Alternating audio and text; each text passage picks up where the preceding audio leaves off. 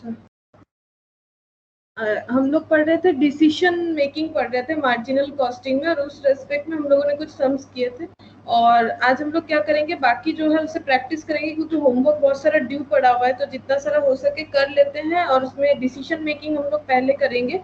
इसके अलावा भी कुछ क्वेश्चन इसके पहले भी मैंने दिया था, उसका भी कुछ हम लोग नहीं कर पाए अभी तक। तो पहले डिसीजन मेकिंग, जो भी मैंने 31 वाला क्वेश्चन बोला था होमवर्क, और बाकी बोला था तुम लोग का जो प्रीवियस जो भी क्वेश्चन था उसमें से होमवर्क दिया था, क्या तुम लोगों ने किया है?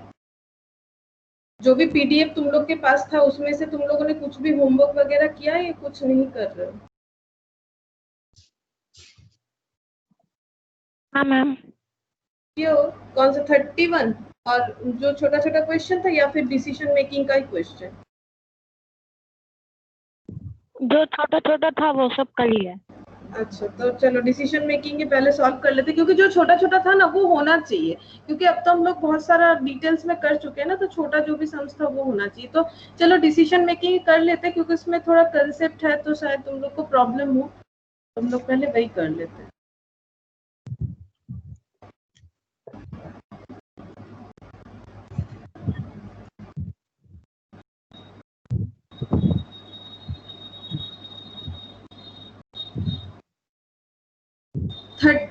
क्वेश्चन नंबर 31 देखो, ठीक है, जो उस दिन मेरा रह गया था, ठीक है। क्वेश्चन नंबर 31 से हम लोग करेंगे। तो क्वेश्चन नंबर 31 में क्या बोला है देखो, किसी का म्यूट नहीं है, म्यूट कर लो ना।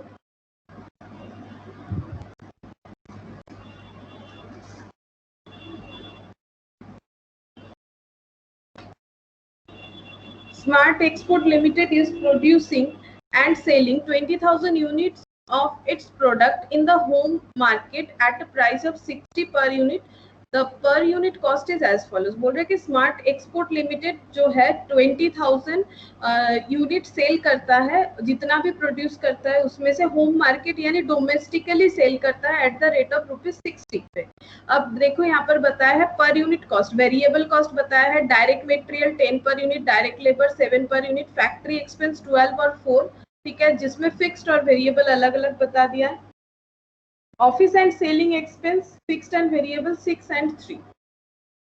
An importer from Australia placed an order for 6,000 unit. एक इंपोर्टर है ऑस्ट्रेलिया से, उन्होंने 6,000 यूनिट का ऑर्डर दिया एट अ प्राइस ऑफ 30, लेकिन डोमेस्टिकली ये सेल हो रहा था eight the rate of 60, but ये एक्सपोर्ट करने पे एट द रेट ऑफ 30 करके सेल होगा। Execution of Australian order will result in an additional total cost of 10,000 over. लेकिन अगर ये ऑर्डर एक्सेप्ट किया जाता है तो एक्सपेंस जो है वो टोटली 10,000 जो है वो इंक्रीज हो जाएगा and above the variable cost, ठीक है, 10,000 over and above the variable cost, यानी वेरिएबल कॉस्ट जो है वो 10,000 से ज्यादा हो जाएगा। Should the Australian order be accepted, क्या हमें ये ऑर्डर एक्सेप्ट करना चाहिए या फिर नहीं करना चाहिए, ये पूछा है क्वेश्चन में। तो हम लोग कैसे देखेंगे, हम लोग ये देखेंगे कि अगर हम लोगों का प्रेजेंट जो कंडीशन है, और अगर ऑर्डर एक्सेप्ट करने के बाद जो कंडीशन है उसमें प्रॉफिट का क्या चेंजेस होगा। उसके साथ साथ ये भी देखना है कि एडिशनल कॉस्ट भी बढ़ रहा है, तो एडिशनल कॉस्ट इनकट करने के बाद भी अगर प्रॉफिट ज्यादा रहेगा तभी हम लोग एक्सेप्ट करेंगे, अदरवाइज नहीं एक्सेप्ट करेंगे। तो देखो question number 31, smart export limited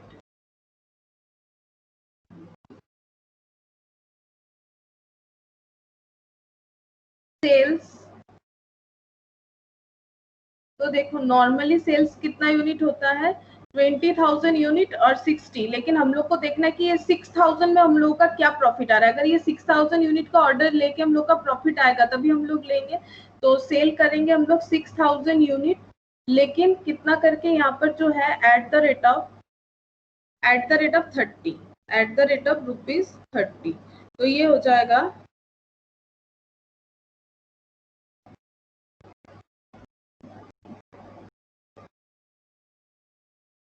good evening Rishabh. Good evening. तो देखो ये हो जाएगा 1,80,000, ठीक है, ये हो जाएगा 1,80,000। अब हम लोग को चेक करना है कि क्या क्या इसमें कॉस्ट जो है वेरिएबल कॉस्ट इंक्लूड मतलब एक्सक्लूड करना पड़ेगा। तो देखो वेरिएबल कॉस्ट में direct material at the rate of 10. तो direct material at the rate of 10, तो 6000 into 10 कितना हो जाएगा 60,000. उसके बाद डायरेक्ट लेबर, क्योंकि ये सब एक्सपेंस तो होगा ही, लेकिन एडिशनल जो होगा उसे भी हम लोग को देखना है. एट द रेट ऑफ 7, तो ये हो जाएगा 42,000 डायरेक्ट लेबर. देन है फैक्ट्री एक्सपेंस फिक्स्ड वेरिएबल, तो factory overhead fixed and variable. तो हम लोग यहाँ पर कंट्रीब्यूशन निकालेंगे, तो पहले एक काम करते हैं, वेरिएबल वाला ही देते हैं. फिक्स्ड ओवरहेड जो फैक्ट्री ओवरहेड जो वेरिएबल है वो एट द रेट ऑफ 4 है, वेरिएबल पॉइंट है एट द रेट ऑफ 4, तो ये हो जाएगा 24,000. ठीक है, ये हो गया 24,000. और क्या वेरिएबल है, ऑफिस एंड सेलिंग, तो office and selling at the rate of, office and selling है at the rate of variable है 3, एट द रेट ऑफ 3, तो ये हो जाएगा 18,000. ये हो गया 18,000. इसके अलावा अगर हम लोग ये order accept 10,000 over and above the variable cost, मतलब वेरिएबल कॉस्ट और भी 10,000 से जो है इंक्रीज हो जाएगा, तो एडिशनल कॉस्ट लिख देते हैं, एडिशनल वेरिएबल कॉस्ट, जो कि हो जाएगा 10,000. तो ये सब एक्सपेंस तो होगा ही प्रोडक्ट को रेडी करने में, उसके साथ 10,000 तो और भी एक्सपेंस हो जाएगा. तो फिर देखो यहाँ पर कितना हो रहा है contribution, 1,80,000 minus 60,000 minus 42,000 minus 24,000 minus 18,000 minus 10,000, तो ये हो जा रहा है 26,000. ठीक है, ये कंट्रीब्यूशन हो रहा है 26,000. अब हम लोग को ये देखना चाहिए क्या कुछ फिक्स्ड कॉस्ट का चेंजेस होगा अगर हम लोग ऑस्ट्रेलिया मतलब एक्सपोर्ट ऑर्डर जो है ले रहे हैं. अगर मतलब इंपोर्टर मतलब हम लोगों के लिए एक्सपोर्ट हो जाएगा, स्मार्ट एक्सपोर्ट लिमिटेड इसीलिए तो लिखा हुआ है, ये लोग एक्सपोर्ट करता है. अगर ये लोग एक्सपोर्ट करना चाहता है 6,000 यूनिट, तो क्या कोई फिक्स्ड कॉस्ट में चेंजेस होगा? नहीं हो रहा है, क्योंकि नॉर्मली होना नहीं चाहिए, क्योंकि इनपुट के आउटपुट के ऊपर तो फिक्स्ड कॉस्ट डिपेंड नहीं करता है. लेकिन अगर किसी केस में बढ़ रहा है तो फिर हम लोग उसे रेलिवेंट मानेंगे, जो कि हम लोग एकदम फर्स्ट क्लास में हम लोगों ने किया था. Fixed cost normally marginal costing में इररिलेवेंट होता है, लेकिन अगर फिक्स्ड कॉस्ट इंक्रीज होगा तो ऑब्वियसली वो रेलिवेंट होगा. जो जैसे कि इस क्वेश्चन में फिक्स्ड कॉस्ट इंक्रीज या डिक्रीज कुछ भी नहीं बताया, यानी फिक्स्ड कॉस्ट यहाँ पर इररिलेवेंट है. तो फिक्स्ड कॉस्ट जैसा है वैसा ही रहेगा, चाहे हम लोग 6,000 यूनिट का जो इंपोर्ट का जो ऑप्शन है वो एक्सेप्ट करे या फिर वो एक्सेप्ट ना करे, तो उसमें कोई हमारा चेंजेस नहीं हुआ. तो फिक्स्ड कॉस्ट इस केस में इररिलेवेंट है. तो इसका मतलब ये जो कंट्रीब्यूशन है, अगर फिक्स्ड कॉस्ट इररिलेवेंट है तो इसे हम लोग बोल सकते हैं प्रॉफिट. तो हम लोग जो ये ले रहे हैं, ये ऑफर अगर एक्सेप्ट करते हैं तो हमारा प्रॉफिट जो है वो 26,000 होगा. तो इसका मतलब हम लोग को ये ऑफर एक्सेप्ट करना चाहिए. तो बस इसमें इतना सा ही करना था हम लोगों को. तो the offer should be accepted. तो यहाँ पर फिक्स्ड कॉस्ट के लिए पहले नोट लिखेंगे, देयर इज नो एक्स्ट्रा. क्यों हम लोगों ने फिक्स्ड कॉस्ट नहीं यहाँ पर दिखाया? There is no extra fixed cost for the export order, for the export order. Question में बोला ही नहीं है कि किसी भी रीजन से हम लोग का फिक्स्ड कॉस्ट कुछ भी चेंज होगा. So it is irrelevant. ये लिख देना पड़ेगा क्यों हम लोगों ने फिक्स्ड कॉस्ट नहीं लिया.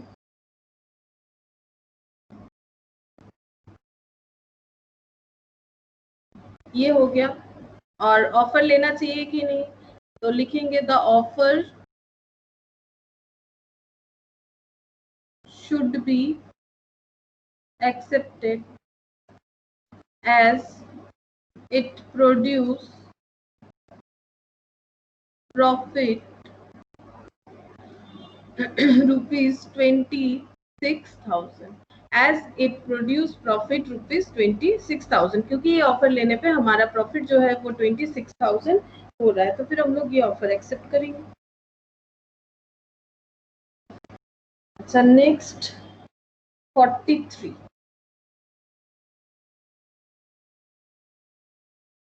नेक्स्ट हम लोग करेंगे 43, जो कि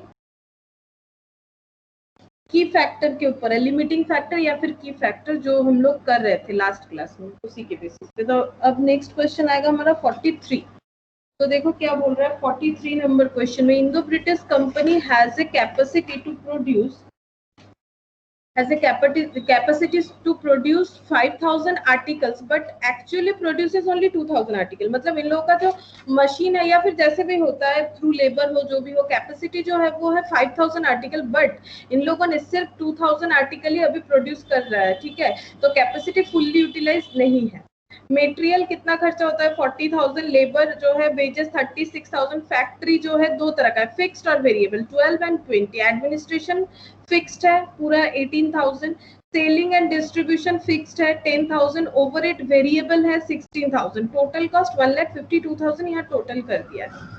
द होम मार्केट मतलब domestic market can consume only 2000 article, ठीक है, at a selling price of at the rate of 80 per article, इसीलिए सिर्फ 2000 ही ये लोग प्रोड्यूस करते हैं क्योंकि मार्केट में होम मार्केट यानी डोमेस्टिकली जो सेल हो रहा है वो सिर्फ 2000 आर्टिकल ही सेल हो सकता है, और वो है 80 पर यूनिट के हिसाब से, पर आर्टिकल के हिसाब से।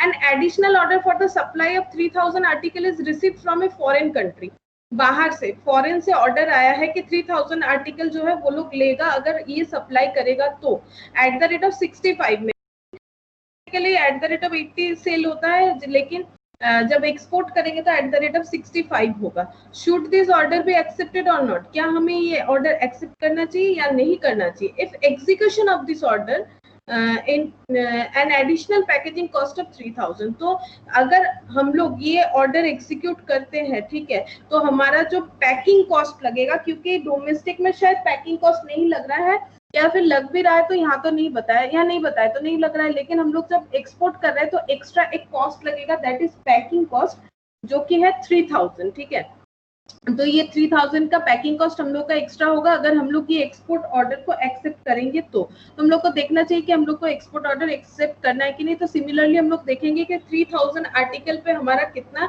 एक्सपेंस होगा, तो 3000 आर्टिकल पे तुम लोगों को मेटेरियल, वेजेस, फैक्ट्री ओवरहेड, ठीक है, जिसमें variable portion, selling and distribution, overhead, selling and distribution तो फिक्स्ड है, ओवरहेड का वेरिएबल पोर्शन ये सारा चेक करना है। तो सेल से हम लोग वेरिएबल कॉस्ट माइनस करेंगे तो हम लोग को कंट्रीब्यूशन मिलेगा, और इसके साथ और एक एक्सपेंस है एडिशनल पैकिंग कॉस्ट, तो ये भी हम लोग लेस करेंगे, तो इससे हम लोगों को प्रॉफिट या लॉस जो भी है वो पता चलेगा।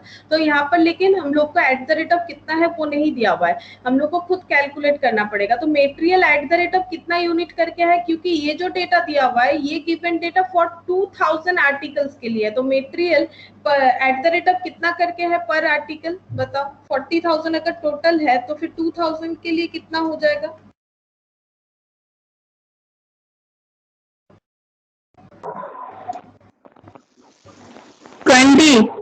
20, ठीक है, 20 वेजेस में 36,000 डिवाइडेड बाय 2000 करना पड़ेगा, क्योंकि ये पूरा डेटा तो फॉर 2000 है ना। तो हम लोगों को बोला तो नहीं है कि मेटेरियल, वेजेस ये सब में कुछ भी चेंजेस होगा, कुछ भी चेंजेस नहीं होगा। तो मेटेरियल जैसे 2000 आर्टिकल के लिए लग रहा है, 3000 आर्टिकल के लिए भी उतना ही लगेगा eight the rate of 20, wages भी उसी तरह से होगा, फैक्ट्री ओवरहेड भी उसी तरह से होगा। तो हम लोग सिर्फ वेरिएबल पोर्शन देखेंगे, क्योंकि फिक्स जो है आउटपुट चेंजेस पे चेंजेस नहीं होता है, ठीक है। तो हम लोग को जब क्वेश्चन में बोला जाएगा कि चेंजेस हो रहा है तभी हम लोग उसे रेलिवेंट मानेंगे, नहीं तो रेलिवेंट नहीं मानेंगे। तो यहाँ पर जितना भी फिक्स्ड पोर्शन है उसे हम लोगों को देखना ही नहीं है, क्योंकि फिक्स्ड पोर्शन तो कभी चेंजेस नहीं होगा, चाहे 2000 यूनिट प्रोड्यूस करो चाहे 3000 यूनिट प्रोड्यूस करो। फिक्स्ड कॉस्ट अगर नहीं भी प्रोड्यूस करोगे तो फिक्स्ड कॉस्ट ऐसा एक कॉस्ट है जो लगते ही रहता है, अगर कोई कारण से चेंजेस होता है तभी वो रेलिवेंट होगा, in case of marginal costing, otherwise कभी रेलिवेंट नहीं होता है।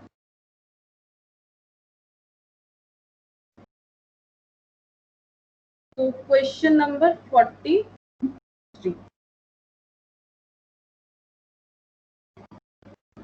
स्टेटमेंट ऑफ मार्जिनल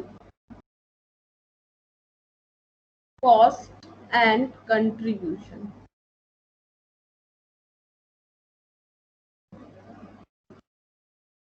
कितने यूनिट के लिए कर रहे हैं, 3000 आर्टिकल्स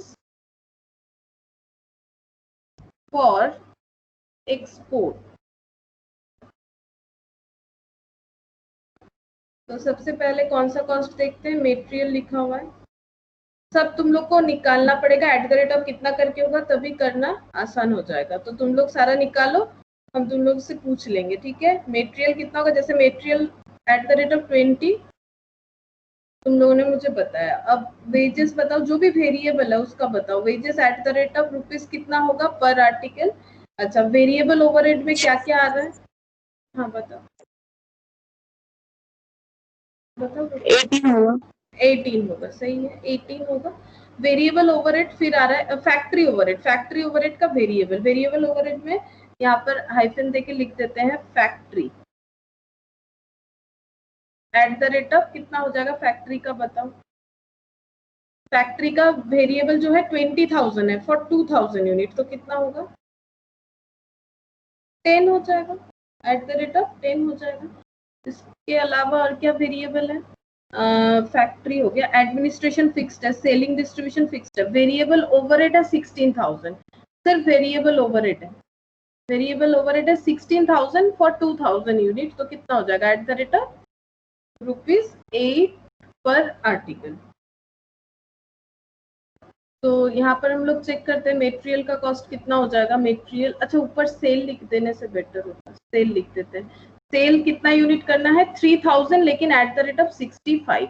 तो यहाँ पर कर देते 3,000 एट द रेट ऑफ 65। कितना हो जाएगा? 3,000 एट द रेट ऑफ 65 हो जाएगा 1,95,000। 1,95,000, ठीक है। अब हम लोग को ये वेरिएबल कॉस्ट और उसके साथ एक नया वेरिएबल कॉस्ट है जो कि है additional packing cost. Additional packing cost, ये हम लोग को टोटल बता दिया है 3,000 रुपीज। 3,000। तो यहाँ से हम लोग को पता चलेगा अगर प्रॉफिट होगा तो ऑफर एक्सेप्ट करेंगे। तो 3,000 यूनिट इंटू 20 कितना हो जाएगा? 60,000। 18 इंटू 3 54,000। 10 इंटू 3 30,000। 8 इंटू 3 24,000। तो माइनस कर लो। 1,95,000 minus 60,000 minus 54,000 minus 30,000 minus 24,000 minus 3,000, तो हो जाएगा 24,000। तो ये प्रॉफिट आएगा।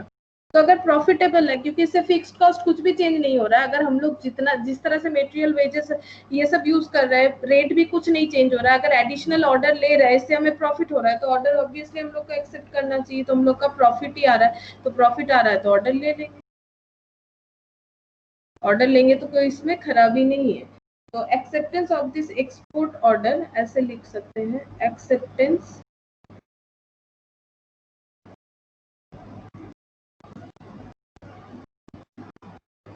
of this export order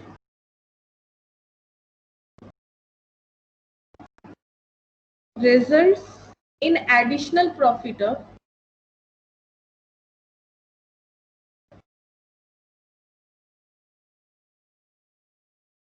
₹24,000,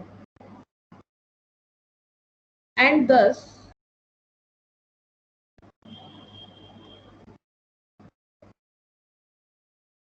the order should be accepted.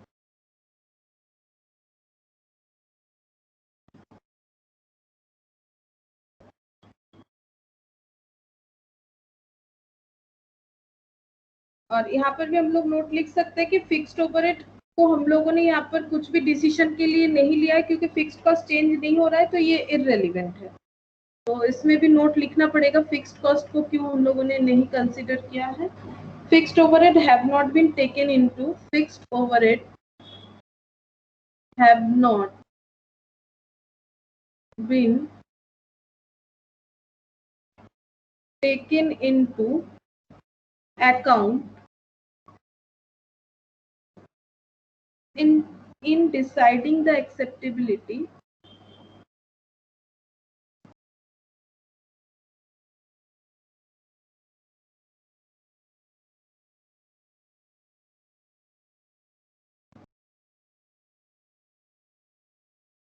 of this order,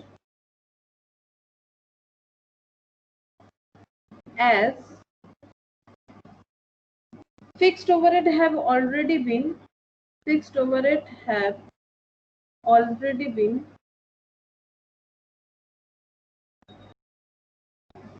recovered from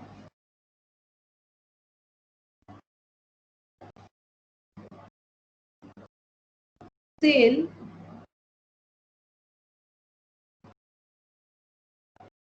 in the home market. ठीक है, ये जो लाइन मैंने लिखा है इसका मतलब एक ही बात है, इसका मतलब ये है कि होम मार्केट में सेल करके हमारा फिक्स्ड कॉस्ट आ जा रहा है, हम लोग प्रॉफिटेबल कंडीशन में है। और इसका और एक मतलब भी हम लोग ऐसे सोच सकते हैं कि अगर हम लोग एक्सपोर्ट कर रहे हैं तो इससे हमारा फिक्स्ड कॉस्ट में कोई चेंजेस नहीं आ रहा है कि उसे कैसे रिकवर करें, यानी फिक्स्ड कॉस्ट रिकवर करने का यहाँ पर कोई बात ही नहीं आ रहा है, क्योंकि फिक्स्ड कॉस्ट ऑलरेडी रिकवर्ड हो ही जा रहा है। इसका मतलब फिक्स्ड कॉस्ट का चेंजेस नहीं होगा अगर हम लोग एक्सपोर्ट ऑर्डर लेते हैं तो।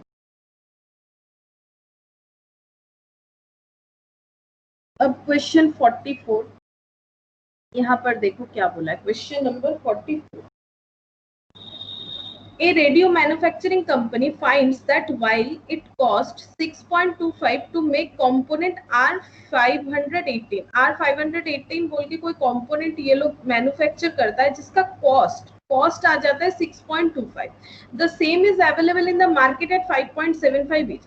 जो ये लोग प्रोड्यूस्ड करके मैन्युफैक्चर मतलब ये प्रोड्यूस करके फिर उसके बाद गुड्स में यूज करता है, यही चीज अगर मार्केट से खरीद ले तो इसका मतलब कॉस्ट आ जाएगा, मतलब परचेज प्राइस आ जाएगा 5.75. तो देख के तो ऐसा लग रहा है कि मार्केट से खरीदना ही बेटर है। बना रहे तो 6.25 मतलब 6 रुपीज 25 पैसा, मतलब 6 रुपए 25 पैसा हो रहा है, जबकि यहाँ पर 5 रुपीज 75 पैसा हो रहा है, जो कि बहुत कम है। ऑब्वियसली इससे कम है, लेकिन बाकी जो भी है कंडीशन वो भी देखना पड़ेगा क्या बोल रहे हैं।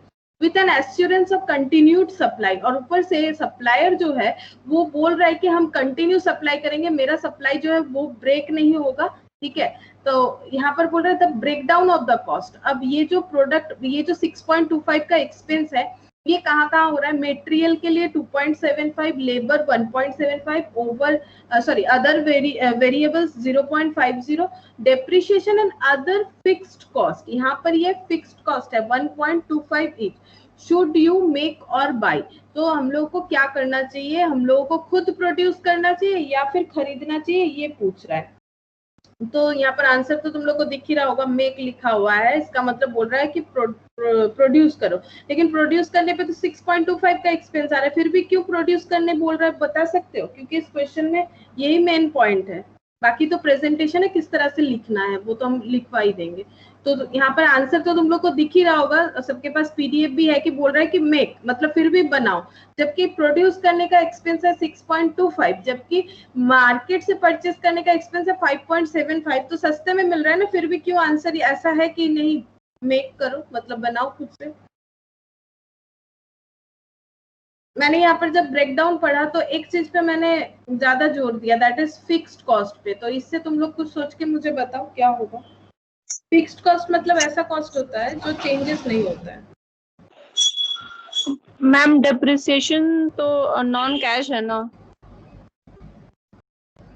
हाँ, डेप्रिसिएशन अलग से नहीं बताया, depreciation and other fixed cost बताया, नॉन कैश तो है ठीक है, लेकिन मेरे गुड्स के वैल्यू में तो ऐड होगा ना। मेरे प्रोडक्शन के टाइम अगर डेप्रिशिएट हो रहा है मशीन, उसका एक्सपेंस तो मुझे कस्टमर से ही निकालना है ना, तो फिर मुझे तो गुड्स के वैल्यू में उसे ऐड करना ही है, प्रोडक्शन में उसे ऐड करना ही है। लेकिन तुम लोग एक चीज याद रखो, ये प्रोडक्शन बंद करे या प्रोडक्शन चालू रखे, इससे 1.25 का खर्चा बंद नहीं होने वाला, ये होते ही रहेगा, ये हम बता रहे हैं। अब तुम लोग बताओ क्या होगा। मैंने थोड़ा सा बताया कि किस चीज पे तुम लोग को ध्यान देना चाहिए, अब तुम लोग सोच के बताओ।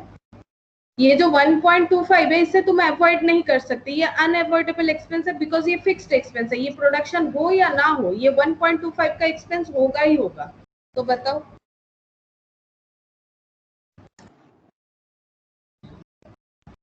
सोचो ना थोड़ा सा, मैंने तो बता ही दिया, पॉइंट तो मैंने बता ही दिया, आंसर एक्चुअली मैंने बता ही दिया, बस तुम लोग मुझे कनेक्ट करके बता दो चीज। क्योंकि मार्केट से लेने में भी फिक्स कॉस्ट तो लगेगा ना। हाँ, मार्केट से लेने से भी तो फिक्स्ड कॉस्ट लगेगा, तो फिक्स्ड कॉस्ट को तुम अवॉइड नहीं कर सकते हो, मैक्सिमम ये अवॉइड कर सकते हो। ये 2.75 नहीं लगेगा अगर प्रोडक्शन बंद कर दोगे, 1.75 नहीं लगेगा प्रोडक्शन बंद कर दोगे, 0.50 नहीं लगेगा अगर प्रोडक्शन बंद कर दोगे, बट 1.25 लगेगा अगर प्रोडक्शन बंद भी करते हो तो 1.25 लगेगा ही लगेगा, because it is a fixed cost. तो बताओ क्यों बोल रहा है कि मेक, आंसर क्यों ऐसा बोल रहा है। फिर वो 5.75 पे ये फिक्स कॉस्ट ऐड हो जाएगा ना। हाँ एग्जैक्टली, बताओ ऐड करके कितना होता है।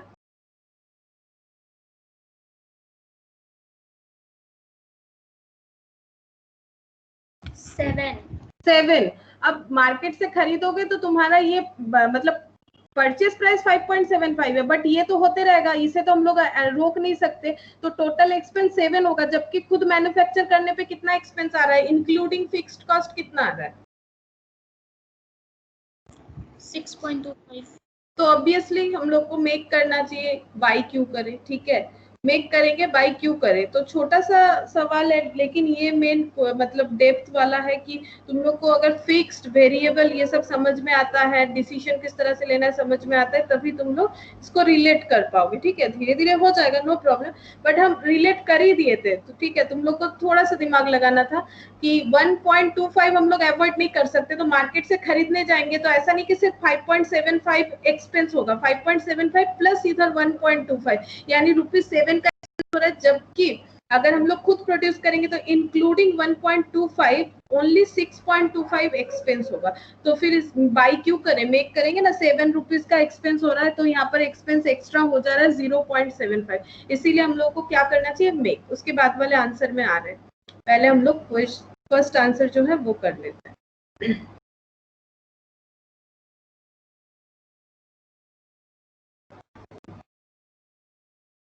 तो यहाँ पर हम लोग लिख लेते हैं मेटेरियल कॉस्ट कितना है, मेटेरियल है 2.75, लेबर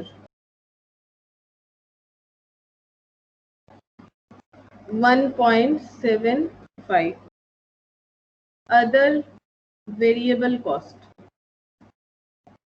0.50,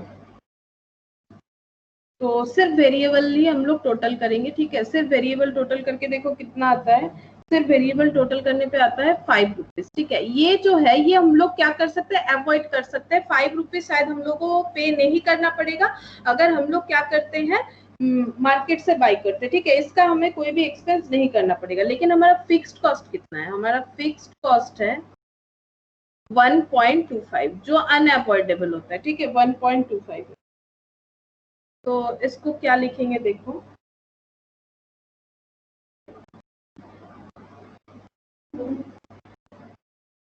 इस तरह से लिखो, on the face of it appears that it is cheaper to buy, ऐसे तो देखने में लग रहा है ये cheaper to buy है, buy the component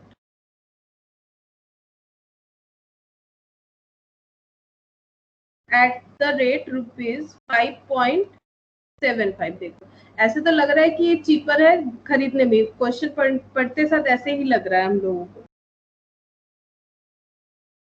as क्यों लग रहा है, as it is less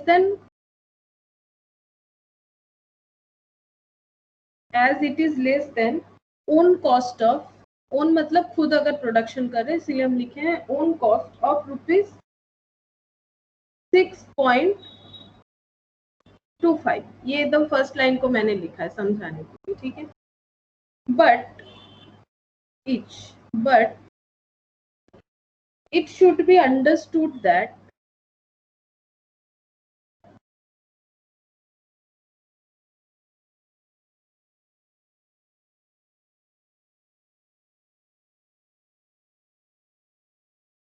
the fixed cost cannot be saved, the fixed cost ये वाला 1.25, the fixed cost ₹1.25 can't be saved if it is decided to buy,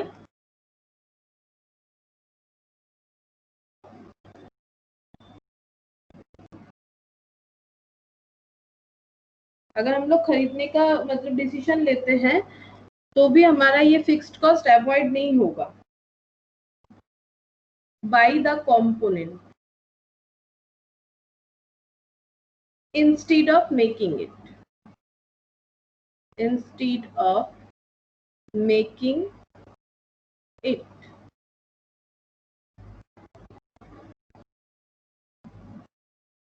Thus, if the component is purchased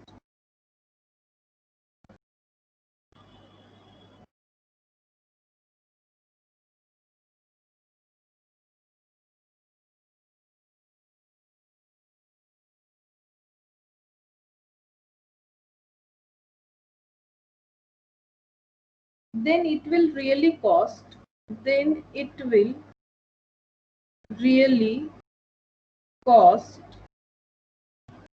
₹7। क्यों? यहाँ पर हम दिखा देते हैं 1.25 जो हम लोग अवॉइड नहीं कर सकते प्लस 5.75 ये तो होगा यार 1.25 जो है वो कंटिन्यूड रहेगा, वो चेंज नहीं होगा, तो ये कॉस्ट हो जाएगा 7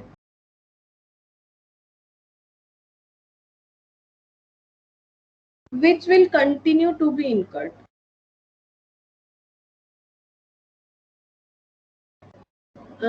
सेवन, अच्छा इस तरह से लिखते हैं 7 ब्रैकेट में लिख दिया मैंने 1.25 plus 5.75 that is purchase price plus fixed cost which will continue, ये फिक्स्ड कॉस्ट के बारे में बोल रहे हैं, which will continue to be incurred and can't be saved. So advised to make the component.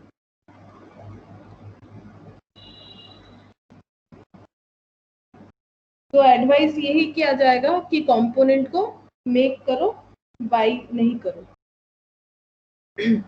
Next point देखो, what would be your decision if the supplier offered the component at 4.85? अगर ये 5.75 के बदले 4.85 पे सप्लायर हम लोगों को offer करेगा तो क्या हम लोग को ऑफर लेना चाहिए? बताओ, अभी तो सीख क्या किस तरह से होगा, क्या ऑफर लेना चाहिए?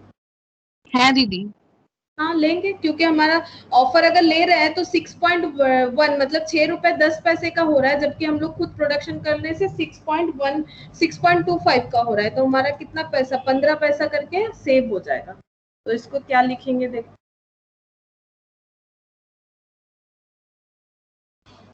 If offer price is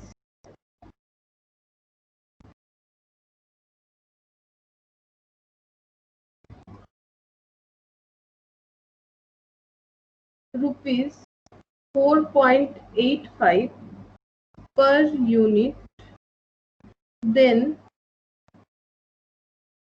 the offer can be accepted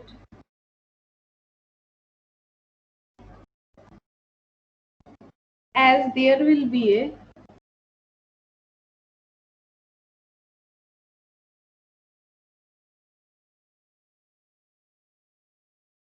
saving of 0.15 पैसा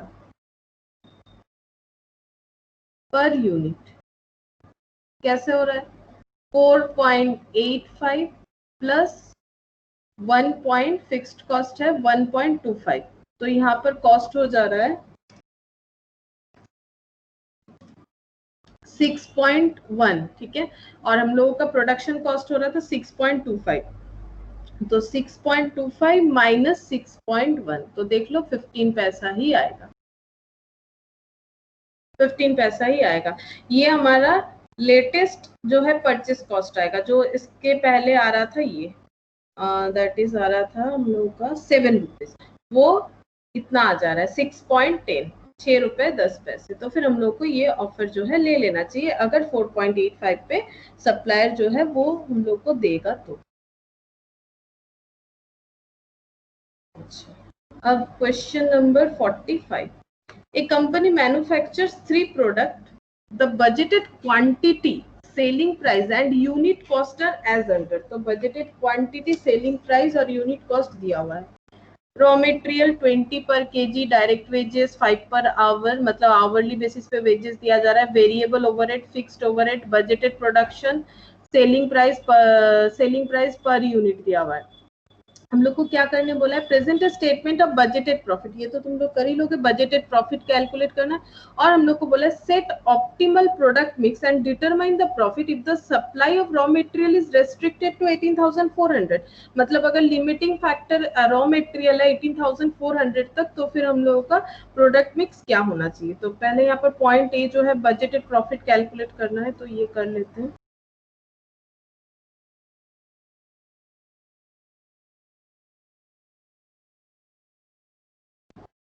statement of budgeted profit,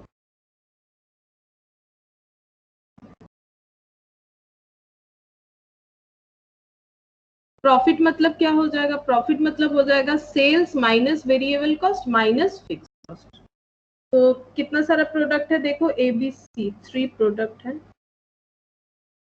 total भी कर लेते हैं यहाँ पर। पहले लिखेंगे सेल्स, सेल्स अब देखो यूनिट क्या है 6,400 इंटू 140, तो देखो कितना हो जाएगा। अच्छा यूनिट भी लिख ही लेते हैं, सेल्स यूनिट लिख लेते हैं, 6,400, 3,200, 2,400, और सेलिंग प्राइस 140, 120, 90, 140, 120, 90 रुपीज, 140 रुपीज, 120 और रुपीज 90। अब हम लोग कैलकुलेट कर लेते हैं सेल्स, सेल्स मतलब ये दोनों को इंटू करना है, तो रुपीज में आ जाएगा आंसर। तो 6,400 इंटू 140, तो ये आ जाएगा 8,96,000। ये आ जा रहा है 3,200 इंटू 120, 3,84,000, और ये आ जाएगा 30 और ये 2,400 इंटू 2,16,000। ये आ गया सेल्स। अब इससे हम लोग लेस करेंगे वेरिएबल कॉस्ट, वेरिएबल कॉस्ट में पहले है रॉ मटेरियल,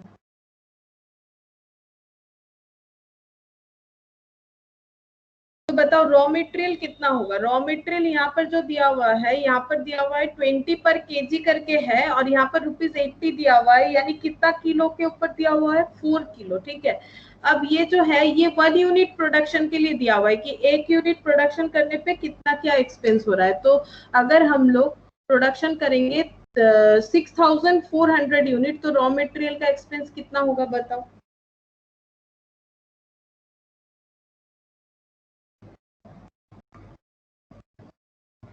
$1,600 नहीं, रॉ मटेरियल 1 यूनिट बनाने के लिए कितना खर्चा हो रहा है, देखो ना। 25,600। नहीं, 25,600 नहीं, 5,12,000 हो रहा है, 5,12,000। ये देखो कितना यूनिट है यहाँ पर, 6,400, ठीक है, 6,400 यूनिट है, और 1 यूनिट बनाने के लिए रॉ मटेरियल का एक्सपेंस कितना हुआ है, 80 क्यों हो रहा है, क्योंकि 4 किलो, ठीक है। मतलब हम लोग दो तरह से सोच सकते हैं, देखो एक तो है कि हम अगर तुम लोग क्या करोगे, 80 जो है 1 यूनिट के लिए है, तो 6,400 के लिए कितना हो जाएगा, 6,400 इंटू 80 करोगे तो तुम लोग का आंसर आ जाएगा 5,12,000, ठीक है। मतलब एट द रेट ऑफ 80 क्यों कर रहे हैं, देखो यहाँ पर हम लोग इस तरह से भी सोच सकते हैं, ये 1 यूनिट के लिए दिया हुआ है, तो 1 यूनिट प्रोडक्ट एक यूनिट ए प्रोड्यूस करने के लिए अगर 80 रुपीज का मटेरियल चाहिए, तो फिर 6,400 यूनिट का ए प्रोड्यूस करने के लिए कितना चाहिए। एक तो ऐसे हम लोग कर सकते हैं, एक ऐसे भी हो सकता है कि अगर 20 रुपीज पर किलो है और 80 रुपीज का खर्चा दिखा रहा है, यानी कितना किलो रॉ मटेरियल खरीदा हुआ है, 4 किलो, ठीक है। 4 किलो रॉ मटेरियल खरीदे हैं 1 यूनिट के लिए, तो 6,400 यूनिट के लिए कितना किलो रॉ मटेरियल खरीदना पड़ेगा, 6,400 के लिए खरीदना पड़ेगा 4 किलो के हिसाब से 25,600। अब 1 किलो का दाम है 20 रुपीज, तो इंटू 20 करो, इस पे @20 करो, लेकिन ये ना थोड़ा मतलब लेंदी हो जा रहा है प्रोसेस। @20 करो तो भी इतना आएगा। एक बार फिर से समझो क्वेश्चन को। यहाँ पर क्या दिया हुआ है, रॉ मेटेरियल, ये सारे एक एक यूनिट का दिया हुआ है, ठीक है। रॉ मेटेरियल 20 पर किलो और ए प्रोडक्ट प्रोड्यूस करने में एक यूनिट रॉ मेटेरियल एक्सपेंस हुआ है 80 रुपीज, यानी कितना किलो रॉ मेटेरियल खरीद के लाए हैं, 4 किलो। 4 किलो फॉर 1 यूनिट, ठीक है। तो 6400 यूनिट के लिए कितना रॉ मेटेरियल चाहिए, 25,600 किलो, और raw material 20 rupees per kilo, तो @25,12,000। लेकिन ये थोड़ा लेंदी प्रोसेस होगा, लेकिन अगर हम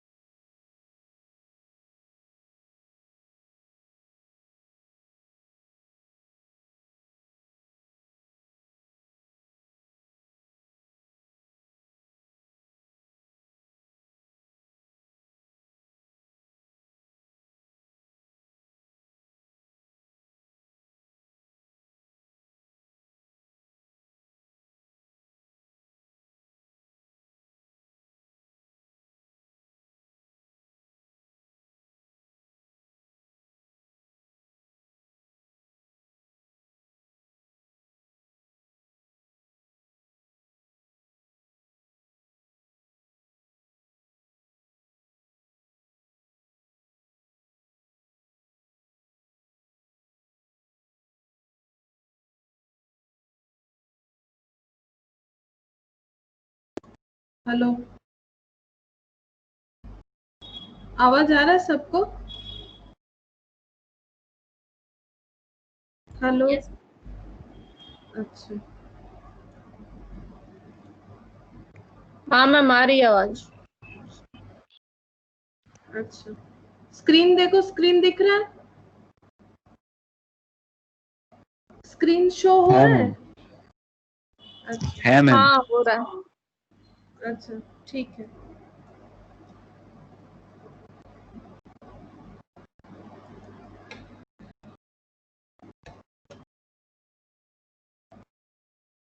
तो तुम लोग कैलकुलेट करते जाओ, मैंने तो सिखाया अभी कैसे करना है, तुम लोग कैलकुलेट करो।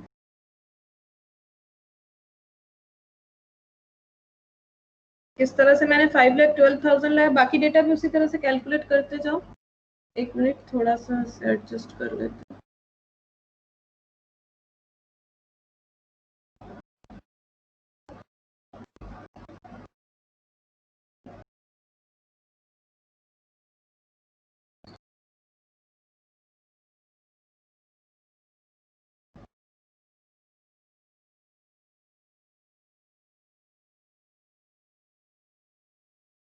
अच्छा देखो, जैसे कि हम बता रहे थे कि अगर हम लोग इस तरह से करेंगे तो भी आंसर होगा, अगर उस तरह से करेंगे तो भी होगा। लेकिन अगर हम लोग इस तरह से सोचे कि अगर 1 यूनिट के लिए 80 रुपीज का रॉ मटेरियल का एक्सपेंस हो रहा है तो 6,400 यूनिट के लिए कितना होगा, तो हमारा क्या है आंसर जो है वो फास्ट आ जाएगा। तो 5,12,000। अब तुम लोग को जैसे सही लगे उस तरह से कर सकते हो। यहाँ पर हम @80 नहीं लिख सकते, सबका अलग अलग है, ठीक है? तो ये यहाँ से रब कर रहा है, @80 नहीं लिख सकते बिकॉज सबका अलग अलग है। तो कोई भी एक ऑप्शन तुम लोग देख लो, जो सही लगे उस हिसाब से करते जाओ।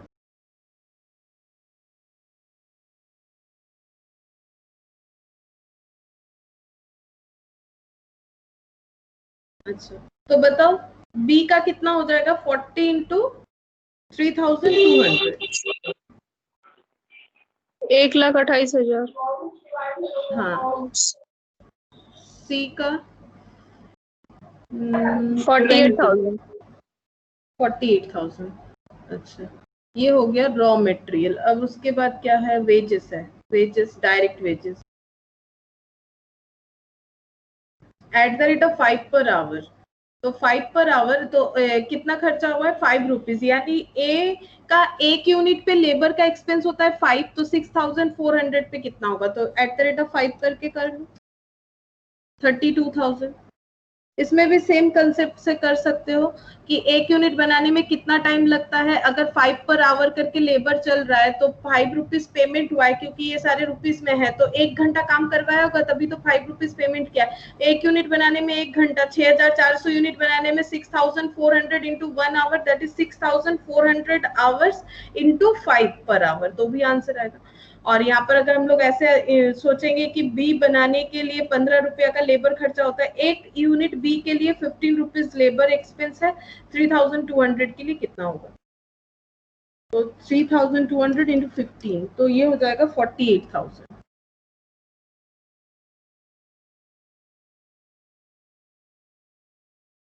फिर नेक्स्ट बताओ कितना हो रहा है? 24,000। 24,000। डायरेक्ट वेजेस के बाद क्या है? डायरेक्ट वेजेस के बाद हम लोग लेंगे, सारा वेरिएबल ले रहे, फिक्स्ड ओवरहेड को छोड़ दो, वेरिएबल ओवरहेड है। अच्छा, वेरिएबल ओवरहेड ले, वेरिएबल ओवरहेड। तो ये बताओ कितना है वेरिएबल ओवरहेड? तो 1 यूनिट के लिए कितना है? 10, तो 10 इंटू 6,400, तो कितना हो जाएगा? 64,000। 30 इंटू 3,200, तो 96,000। 30 इंटू 3,200, 96,000। अच्छा, 2,400 इंटू कितना है? 2,400 इंटू 20, 48,000। 48,000।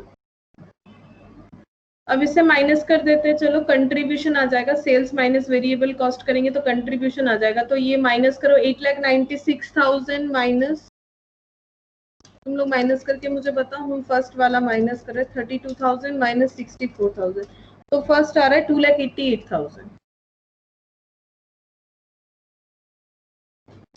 नेक्स्ट बताओ।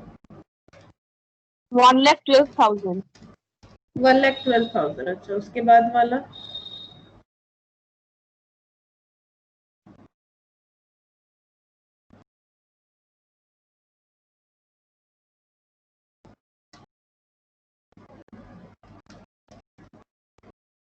96। हाँ, 96,000 ये कंट्रीब्यूशन आ गया। अब हम लोग को बोला है वेरिएबल फिक्स्ड ओवरहेड जो है वो माइनस करना पड़ेगा। फिक्स्ड एक्सपेंस माइनस करेंगे तभी हम लोग को प्रॉफिट पता चलेगा, ठीक है। तो ये तो हो गया कंट्रीब्यूशन, ठीक है। अब यहाँ से लेस करेंगे फिक्स्ड कॉस्ट।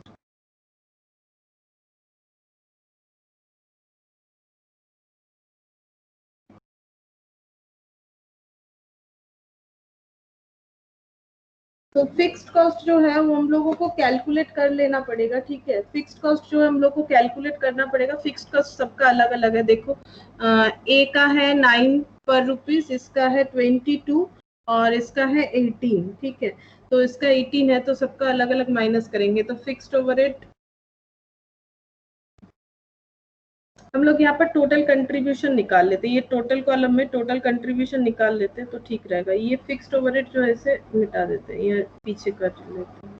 यहाँ पर मुझे टोटल बताओ, कंट्रीब्यूशन का टोटल कितना आ रहा है? 4,96,000. 4,96,000। अच्छा,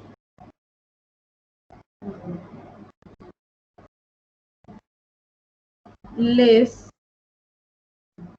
फिक्स्ड कॉस्ट, यहाँ पर हम लोग लिखेंगे जो फिक्स्ड कॉस्ट आएगा और लेस करके हमें मिलेगा प्रॉफिट। तो फिक्स्ड कॉस्ट पहले हम लोग कैलकुलेट कर लेते हैं। यहाँ पर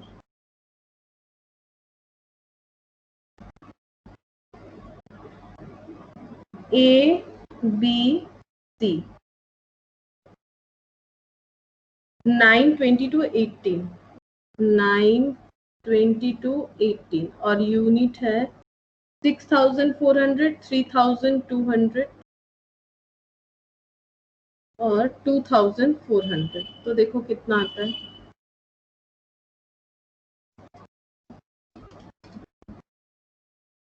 57,600।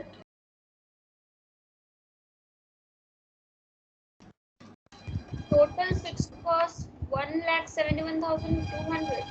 हाँ, 1,71,200।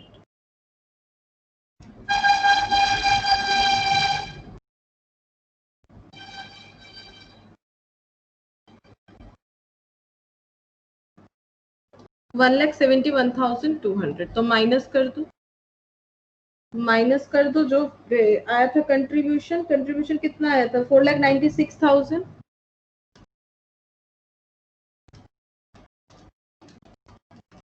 तो प्रॉफिट हो जाएगा 3,24,800। ये हुआ हमारा first answer, 3,24,800 selling price per unit. ये टोटल में कर दिए क्योंकि हम लोग को टोटल प्रॉफिट पता होना चाहिए, ठीक है। इंडिविजुअल करने से भी होता लेकिन हम लोग को टोटल प्रॉफिट पता होना चाहिए, तो मैंने यहाँ पर एक ही बार में टोटल कर दिया, ठीक है। तो ये हो गया टोटल प्रॉफिट। ये फर्स्ट आंसर आ गया। Present a statement of budgeted profit, ये नॉर्मल था। अब पूछा है यहाँ पर set optimal product mix. Optimal मतलब जो सबसे ज्यादा प्रॉफिट देगा, and determine the profit if the supply of raw material is restricted to 18,400। अगर supply of raw material restricted है 18,400 तो हम लोग को किस तरह से कैलकुलेट करना चाहिए? हम लोग को contribution per KG of raw material calculate करना पड़ेगा। जब भी डिसीजन लेना पड़ता है लिमिटिंग की फैक्टर के साथ, हम लोग को जो लिमिटिंग फैक्टर होता है उस पे हमारा कंट्रीब्यूशन जो है कैलकुलेट होना चाहिए। तो point B, when raw material is key factor।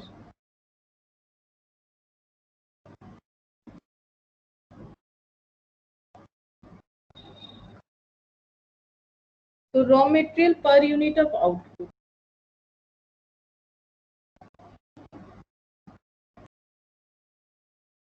Raw material per unit of output कितना है? देखो raw material per unit of output हम लोग यहाँ से कैलकुलेट करेंगे। 80 रुपीज एक्सपेंस हो रहा है 20 पर किलो के हिसाब से, तो कितना किलो? 4 किलो परचेज हुआ था। ये 20 डिवाइड करेंगे तो 2 kg और ये हो जाएगा 1 kg।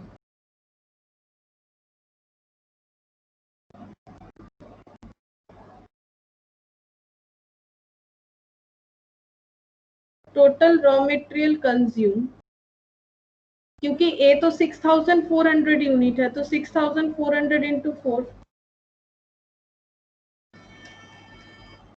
25,600,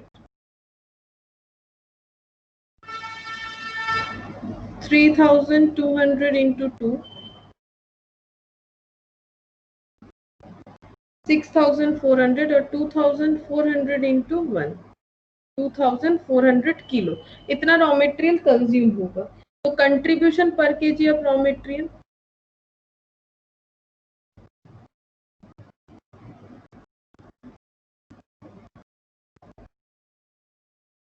तो ए का कंट्रीब्यूशन अभी हम लोगों ने कैलकुलेट किया था 2,88,000, ए का कंट्रीब्यूशन है 2,88,000, तो 2,88,000 डिवाइडेड बाय 25,600, 2,88,000 डिवाइडेड बाय 25,600 और ये हो जाएगा 1,12,000, ये था 1,12,000, 1,12,000 और 96,000, ये है 96,000।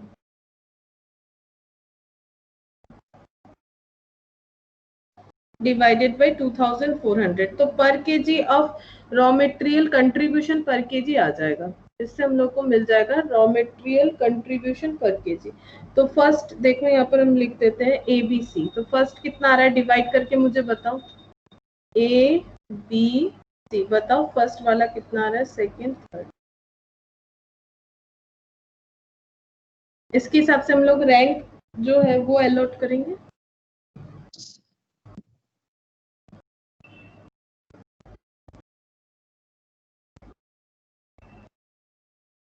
बताओ। फॉस्फेट तो 11.25। 11.25। सेकेंड वाला 17 पॉइंट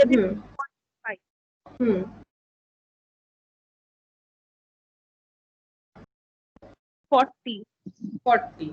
अब रैंक जो है रैंक अलॉट करेंगे, तो बताओ किसको कितना रैंक मिलना चाहिए, जो ज्यादा कंट्रीब्यूशन देगा उसको ज्यादा क्वांटिटी में प्रोडक्शन करेंगे, तो ये रैंक 1, ये रैंक 2 और ये रैंक 3 हो जाएगा। ठीक है, इसका मतलब सी हमें सबसे ज्यादा पहले प्रोडक्शन करेंगे, उसके बाद ही बी में रॉ मटेरियल अलॉट करेंगे, देन ए में, क्योंकि इसका कंट्रीब्यूशन सबसे कम है। मैम एक बार पीछे दिखाइए ना थोड़ा बैग में। ठीक है, ये हो गया मैम। तो अब पता है तुम लोग को किस तरह से करना है। इस रैंकिंग के हिसाब से हम लोग प्रोडक्ट मिक्स लेंगे। ठीक है, प्रोडक्ट मिक्स रैंक 1 है, प्रोडक्ट सी, तो ठीक है सबसे पहले हम लोग अलॉट करेंगे प्रोडक्ट सी। ठीक है, उसके बाद प्रोडक्ट बी, उसके बाद प्रोडक्ट ए। ठीक है, अब प्रोडक्ट सी में कितना किलो करके रॉ मटेरियल यूज होता है, 1 किलो, 2 किलो, 4 किलो। अब यूज जो होता है उसके हिसाब से ये 1 kg करके यूज होगा, ये 2 kg करके यूज होगा और ये 4 kg करके यूज होगा। और प्रोडक्ट सी का कितना यूनिट था, प्रोडक्ट सी का यूनिट था 2400, तो हम लोग इसमें कितना लेंगे, पूरा का पूरा 2400 ही ले लेंगे। तो 2400 इंटू 1 किलो कितना हो जाएगा, 2400 किलो। ठीक है, अच्छा उसके बाद हम लोग का टोटल रेस्ट्रिक्शन कितना है, 18,400 kg। ठीक है, अब यहाँ पर हम लोग को उस हिसाब से बैलेंस करते जाना। प्रोडक्ट भी कितना प्रोड्यूस करना था, 3,200, तो 3,200 इंटू 2 किलो, तो कितना हो जाएगा 6,400 किलो। अब देखते हैं यहाँ पर कितना बैलेंस होना चाहिए, बैलेंसिंग फिगर कैलकुलेट कर लेंगे, बताओ कितना होगा यहाँ पर। और हम लोग कितना रॉ मटेरियल ले सकते हैं, 18,400 हमारा लिमिटिंग है, इतना ही मार्केट में मिलेगा। तो 2,400 हम, हाँ 9,600, ये हम लोग को 9,600 मिलना चाहिए। और ये हम लोग प्रोडक्ट ए के लिए अलॉट करेंगे। और प्रोडक्ट ए जो है, एक यूनिट बनाने के लिए 4 किलो चाहिए, तो 9,600 किलो अगर रॉ मटेरियल एक्सपेंस करेंगे तो कितना यूनिट प्रोड्यूस कर सकते हैं, यहाँ पर वो भी हम लोगों ने डिवाइड करके कैलकुलेट कर। हाँ 2400 यूनिट हम लोग प्रोड्यूस कर पाएंगे। तो हमारा प्रोडक्ट मिक्स ये होना चाहिए, हमारा प्रोडक्ट मिक्स जो है वो ये होना चाहिए। अब प्रॉफिट कैलकुलेट करने बोला है तो प्रॉफिट कैलकुलेट करना पड़ेगा इस प्रोडक्ट मिक्स के हिसाब से। तो कैलकुलेशन ऑफ प्रॉफिट,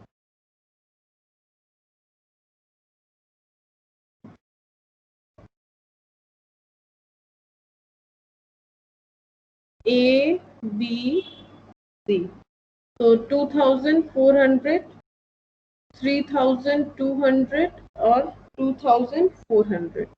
और सेलिंग प्राइस क्या है? सेलिंग प्राइस है, अच्छा कंट्रीब्यूशन ले लेते हैं ना, कंट्रीब्यूशन से फिक्स्ड कॉस्ट माइनस कर देंगे, कंट्रीब्यूशन से इंटू कर देते हैं, यूनिट इंटू कंट्रीब्यूशन, तो टोटल कंट्रीब्यूशन आ जाएगा। और कंट्रीब्यूशन जो है वो है हमारा 45। यहाँ पर देखो ये कंट्रीब्यूशन जो है पर यूनिट कितना हो रहा है देखने से ही पता चलेगा, 2,88,000 डिवाइडेड बाय 6,400। देखो कंट्रीब्यूशन पर यूनिट कितना हो रहा है, यहाँ पर अगर चेक करोगे तो समझ जाओगे। यहाँ पर contribution per unit 6,400 unit cell करके अगर कंट्रीब्यूशन 2,88,000 है तो कंट्रीब्यूशन पर यूनिट कितना होगा, 2,88,000 डिवाइडेड बाय 6,400 करो, यहाँ लिख देते हैं कंट्रीब्यूशन पर यूनिट भी लिख देते हैं। तो ये 45 हो रहा है, ये हो जाएगा, ये हो जाएगा 35 और ये हो जाएगा C हो जाएगा 40। ठीक है, तो कंट्रीब्यूशन पर यूनिट 45, 35, 40। तो 45, 35 और 40, तो कंट्रीब्यूशन यहाँ पर टोटल कंट्रीब्यूशन कैलकुलेट करेंगे।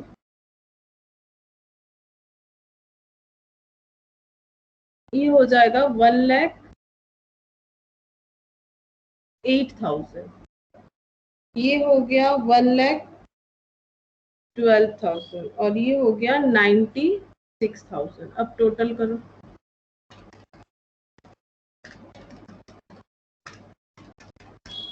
$3,16,000। ये total contribution less fixed cost हम लोग का था 1,71,000। हम लोगों ने पॉइंट ए जब किया था तभी इसे कैलकुलेट कर लिया था 1,71,000। तो आंसर आ रहा है 1,71,000 था या 1,71,200 था? 200। अच्छा 200 माइनस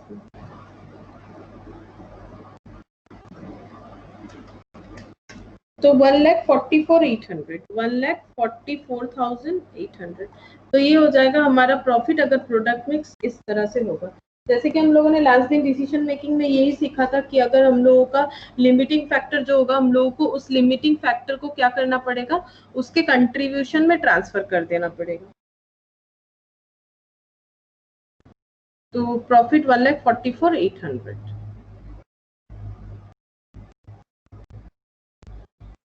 अब है क्वेश्चन नंबर 46। क्वेश्चन नंबर 46 में क्या बोला है देखो, an umbrella manufacturer makes an average profit of 2.50 per unit on a selling price of 14.30 by producing and selling 60,000 unit at 60% of potential capacity. मतलब अम्ब्रेला जो मैन्युफैक्चरर है उसका एवरेज प्रॉफिट है एक यूनिट पे 2.50 और सेलिंग प्राइस है 14.30 और ये कितना प्रोड्यूस करता है, 60,000 यूनिट सेल करता है।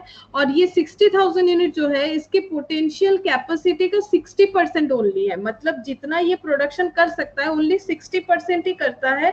और जो 60,000 से डिनोट हो रहा है यानी 100% कैपेसिटी कितना हो जाएगा, 100% कैपेसिटी हो जाएगा 1 लाख, क्योंकि 60,000 अगर 60% कैपेसिटी को बताता है तो फिर 100% कैपेसिटी यूटिलाइज करेगा तो 1 लाख अम्ब्रेला प्रोड्यूस कर पाएगा।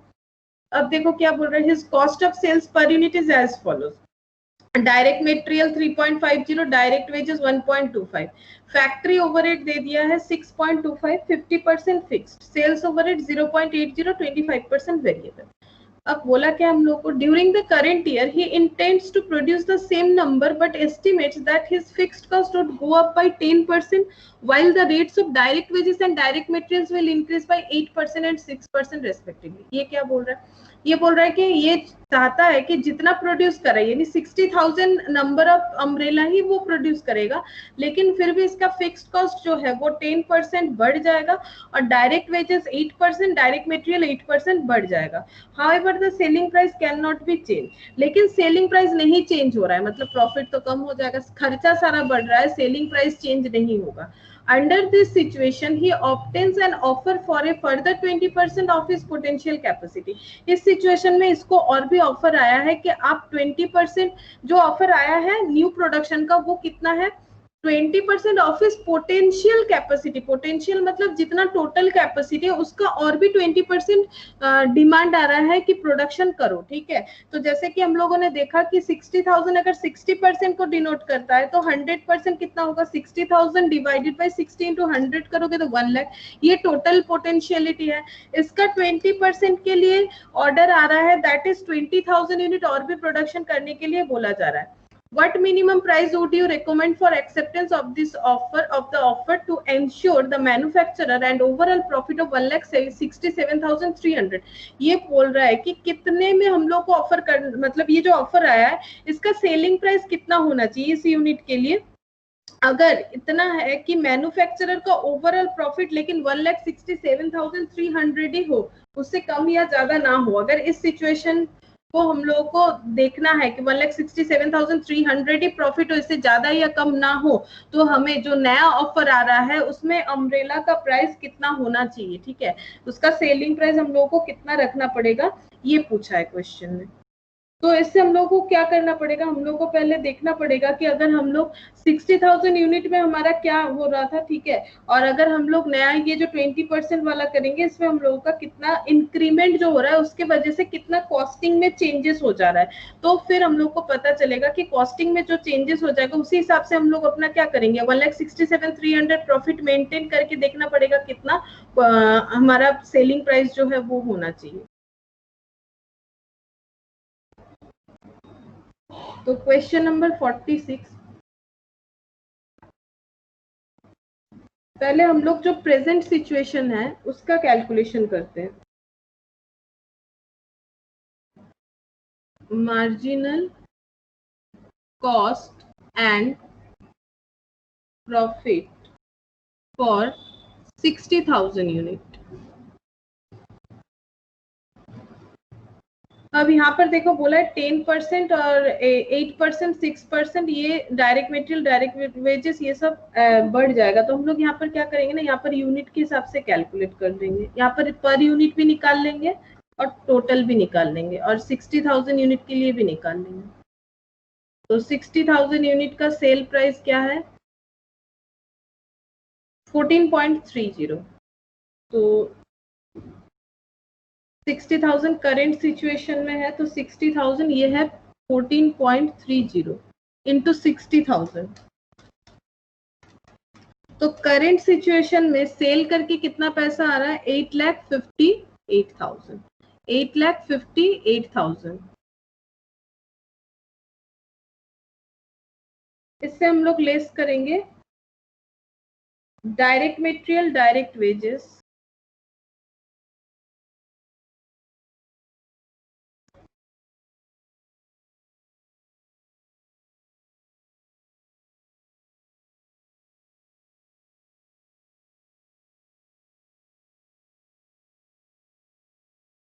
तो यहाँ पर बताया था कि अभी तो हम लोग का ये एक्सपेंस हो रहा है, लेकिन अगर हम लोग करंट ईयर मतलब अब अगर हम लोग इतना ही प्रोड्यूस करेंगे, दैट इज 60,000 भी प्रोड्यूस करते हैं तो भी हमारा जो एक्सपेंस है वो इतना बढ़ जाएगा. तो फिर हमारा अगर 60,000 ही प्रोड्यूस होगा तो डायरेक्ट मटेरियल जो है उससे और कितना बढ़ेगा, डायरेक्ट मटेरियल जो है वो 6% इंक्रीज होगा. तो 3.50 प्लस 6%, क्योंकि क्वेश्चन में यही बताया कि अगर हम लोग 60,000 unit he produce, same number of units अगर प्रोड्यूस करते हैं तो भी हमारा कॉस्ट जो है वो बढ़ रहा है towards direct material and direct wages. Direct wages है 1.25 प्लस 8%. तो यहाँ पर बताओ पर यूनिट कितना होगा 3.5, इसके ऊपर 6% चार्ज करो 3.71 1.35 और इसे इंटू कर देना है 60,000 तो पता चल जाएगा प्रेजेंटली हमारा क्या क्या कॉस्ट जो है कितना चेंजेस हो रहा है। फिर वेरिएबल ओवरहेड, वेरिएबल ओवरहेड क्या क्या है देखो, वेरिएबल है फैक्ट्री,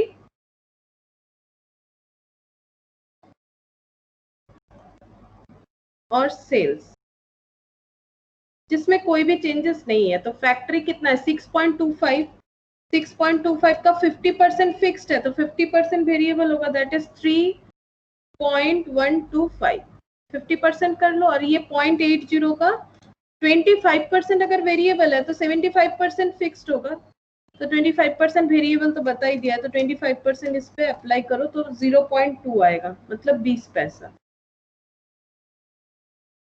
अब ये सारा हम लोग को इंटू करना है 60,000 के साथ, तो 3.71 इंटू 60,000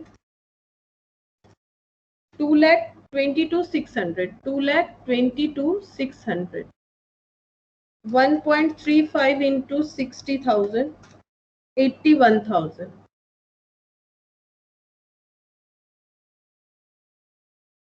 3.125 इंटू 60,000 तो 1,87,500, 60,000 इंटू 0.2 12,000,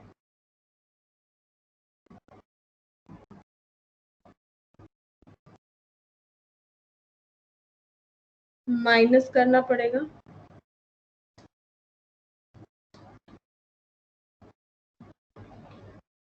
देखो माइनस करके कितना आ रहा है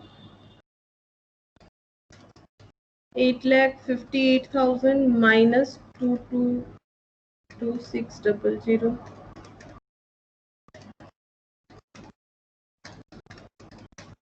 3,54,900, तो ये आ रहा है 3,54,900, ये आ जा रहा है कंट्रीब्यूशन। ठीक है, तो प्राइस इंक्रीज होने के बाद कंट्रीब्यूशन इतना हो जाएगा और लेस करेंगे फिक्स्ड कॉस्ट तो प्रॉफिट पता चल जाएगा, फिक्स्ड कॉस्ट लेस करेंगे तो प्रॉफिट पता चल जाएगा। फिक्स्ड कॉस्ट हम लोग को कैलकुलेट करना पड़ेगा, यहाँ एक 50% है, यहाँ एक 25% दिया हुआ है, तो फिक्स्ड ओवरहेड कैलकुलेट कर लेते हैं।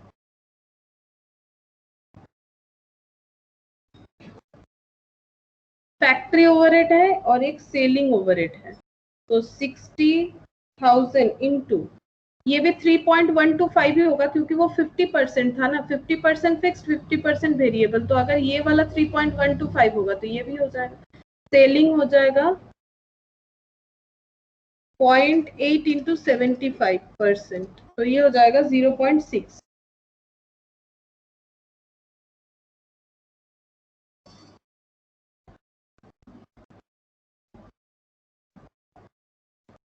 सिक्सटी थाउजेंड इंटू 3.125 तो ये हो जाएगा 1,87,500 और ये हो गया 36,000, तो टोटल कर लो, फिक्स्ड कॉस्ट पता चल जाएगा। तो फिक्स्ड कॉस्ट हो गया 2,23,500, ये हो गया फिक्स्ड ओवरहेड, तो यहाँ से माइनस कर देते 2,23,500, तो प्रॉफिट पता चल जाएगा।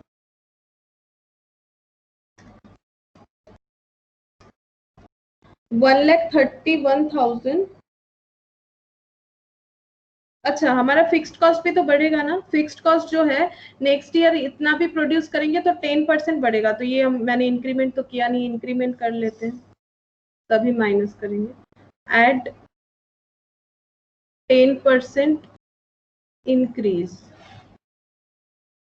तो 2,23,500 इंटू 10% तो 22,350, 2,45,850, तो 2,45,850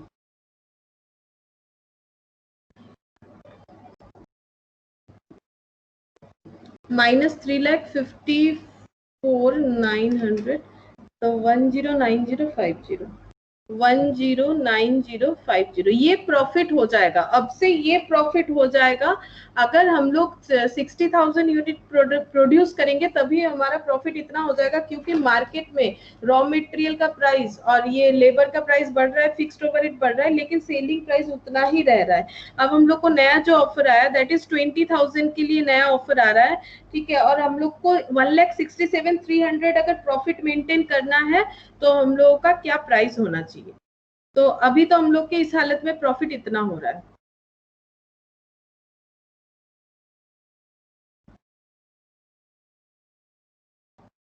यहाँ पर लिखेंगे स्टेटमेंट ऑफ प्राइस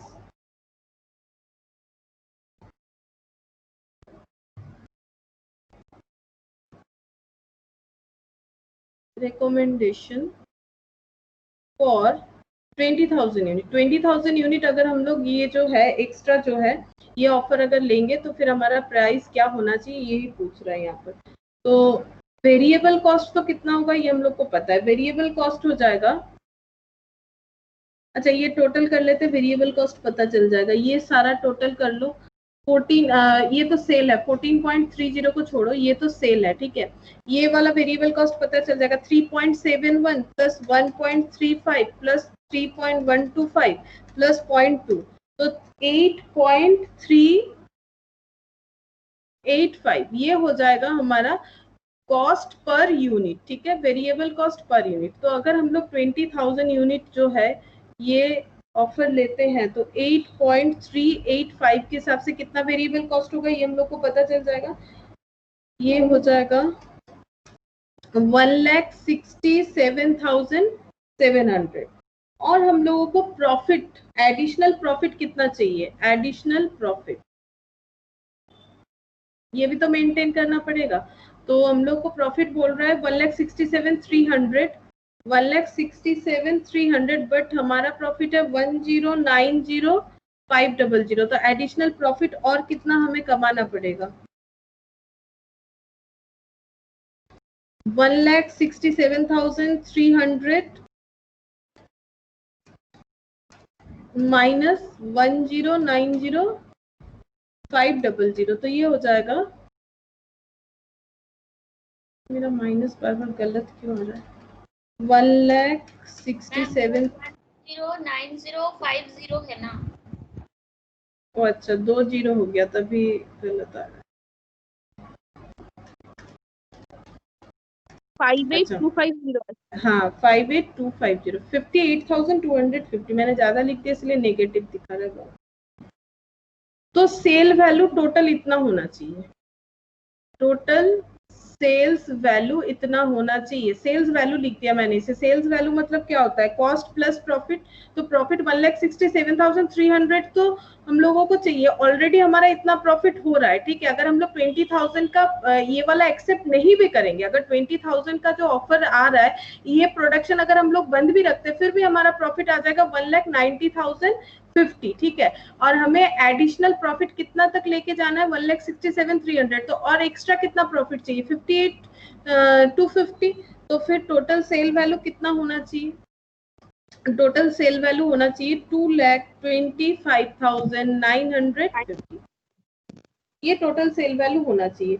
अब बताओ सेलिंग प्राइस क्या होगा, कितना यूनिट के लिए इतना होना चाहिए, बताओ सेलिंग प्राइस क्या होगा, डिवाइडेड बाय 20,000 कर दो, सेलिंग प्राइस पता चल जाएगा कि एक एक अम्ब्रेला का प्राइस कितना करके रखना चाहिए इन लोगों को। 11.297 है तो 30 कर देते हैं अप्रॉक्स, 11.30 अप्रॉक्स, ठीक है। ये क्या हुआ, पहले मैंने इसका क्या कर दिया, देखो पहले मैंने फिर से एक बार क्वेश्चन देखो, पहले 60,000 यूनिट में क्या हमारा चेंजेस हो रहा है, क्योंकि अगर हम लोग 60,000 यूनिट प्रोडक्शन जैसे कर रहे हैं वैसे ही अगर करते हैं फिर भी हमारा दिस ये दो इंक्रीमेंट हो जाएगा, material wages this 2 points increase हो जाएगा, और ऊपर से यहाँ पर जो फिक्स्ड कॉस्ट है वो 10% तक इंक्रीज हो जाएगा। तो फिर प्रॉफिट जो है उसका क्वांटिटी हो जाएगा, अमाउंट जो है 1,09,050 हो जाएगा। अब हम लोग को 20,000 का एक ऑफर आ रहा है, वो एक्सेप्ट करना है, और प्रॉफिट जो है 1,67,300 तक लेके जाना है।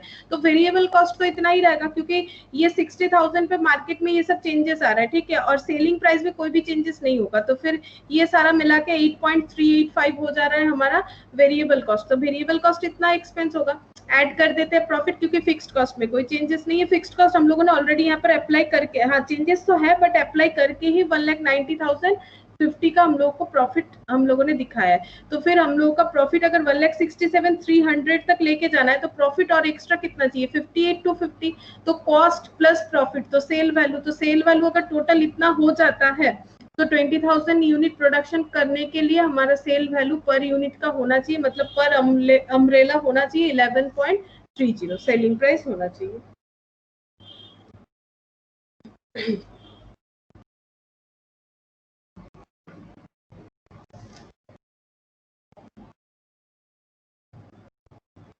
क्वेश्चन नंबर 47 देखो, क्वेश्चन नंबर 47 में क्या बोल रहे हैं, product x takes 20 hours to process on machine 99। Machine 99 machine का नाम है, ठीक है। मशीन 99 बोल के जो मशीन है वहां पर प्रोडक्ट एक्स प्रोड्यूस होने पे 20 आवर्स टाइम लगता है। It has a selling price of 100 and marginal cost of 60। और ये जो प्रोडक्ट है इसका सेलिंग प्राइस है 100 प्रोडक्ट एक्स का, और मार्जिनल कॉस्ट यानी वेरिएबल कॉस्ट है ₹60। वाई एक component part used in production, मतलब इस प्रोडक्शन में Y जो है वो यूज होता है। could be made on machine 99 in 3 hours for marginal cost of 5।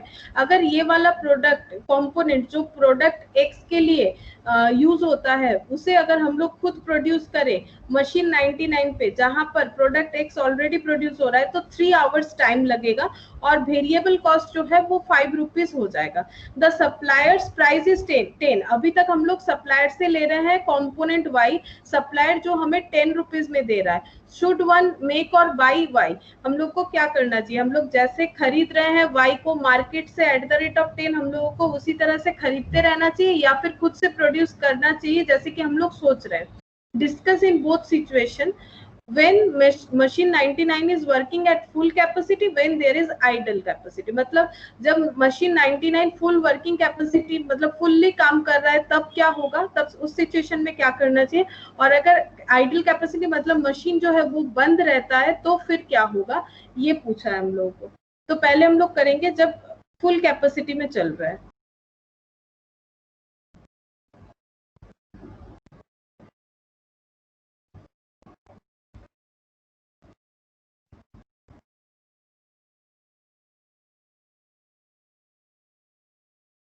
when machine 99 is working at full capacity। in this situation, इसे थोड़ा लिखो, in this situation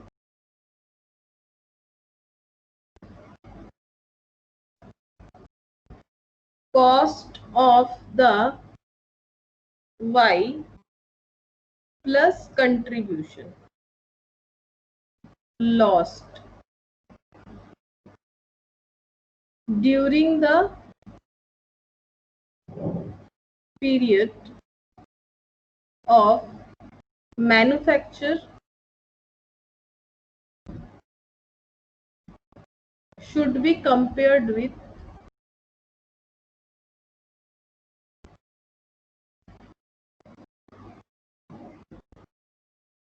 supplier price.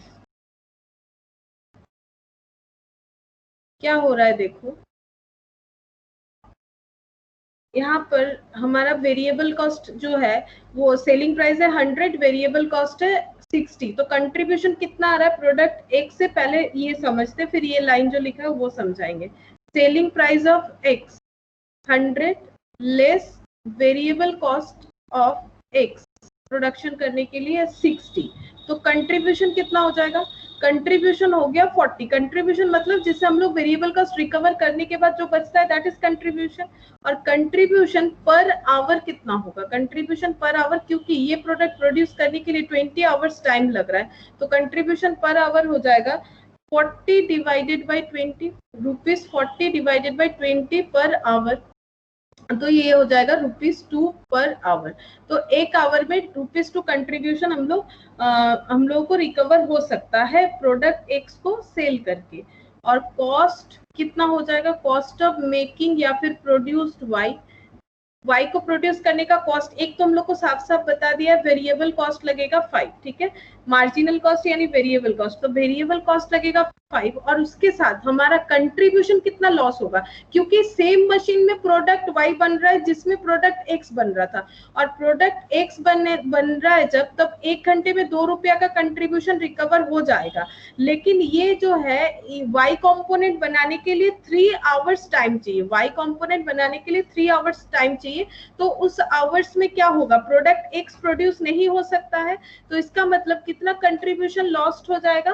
3 hours eight the rate of ₹2 per hour, मतलब एक unit product Y बनाने के लिए हमारा contribution loss हो जाएगा ₹6 का। तो फिर कितना हो जाएगा इसका कॉस्ट? ₹11। क्वेश्चन को फिर से समझो, यहाँ पर एक मशीन है, मशीन 99, एक ही मशीन है, मशीन 99, ठीक है, इसमें कौन सा प्रोडक्ट बनता है? प्रोडक्ट एक्स, और जिसे हम लोग सेल करते हैं 100 में, वेरिएबल कॉस्ट होता है 60, तो 40 जो है हमारा कंट्रीब्यूशन, यानी हमारा जो है वेरिएबल कॉस्ट रिकवर होने के बाद इतना बच रहा है। अब कंट्रीब्यूशन 1 घंटे का कितना है? क्योंकि ये प्रोडक्ट प्रोड्यूस करने पे इस मशीन पे 20 आवर्स टाइम लगता है, तो ₹2 पर आवर। अब हम लोग इसी मशीन में वाई कंपोनेंट भी बनाएंगे, और एक वाई कंपोनेंट बनने के लिए 3 आवर्स टाइम चाहिए, तो इसका मतलब उस 3 आवर्स में एक्स तो नहीं बन सकता है। इसका मतलब हर एक आवर में ₹2 का जो कंट्रीब्यूशन रिकवर हो रहा था फ्रॉम एक्स, वो बंद हो जाएगा, तो ये हो जाता है कंट्रीब्यूशन लॉस्ट, इसे हम लोग बोलेंगे कंट्रीब्यूशन लॉस्ट। और इसके अलावा ये जो वाई कंपोनेंट है उसे प्रोड्यूस करने का वेरिएबल कॉस्ट जो है हमें बता के रखा है, यानी वाई का कॉस्ट बन जाता है, इसे प्रोड्यूस करने का ₹11 का कॉस्ट बन जाता है, जबकि इसे हम लोग मार्केट से कितने में परचेज कर सकते हैं? ₹10, जबकि सप्लायर प्राइस है ₹10, सप्लायर प्राइस दिया हुआ है ₹10। इसका मतलब हम लोग को क्या करना चाहिए? इसका मतलब हम लोगों को सप्लायर से ही लेते रहना चाहिए, क्योंकि हमारा जो इस अगर फुल वर्किंग कैपेसिटी में है ना, तो फिर इसे हमारा क्या हो जाएगा? कंट्रीब्यूशन लॉस्ट हो जाएगा। ये वही मैंने स्टार्टिंग में लिखवाया था, when machine 99 is working in full capacity, तो क्या होगा? देखो, working at full capacity, in this situation cost of Y plus contribution lost during the period of manufacture जो है कंपेयर करना पड़ेगा हम लोग को सप्लायर प्राइस से, तो वही हम लोगों ने किया। सप्लायर प्राइस है 10, तो हम लोग को क्या करना चाहिए? At the cost of making is more, as the cost of making is more,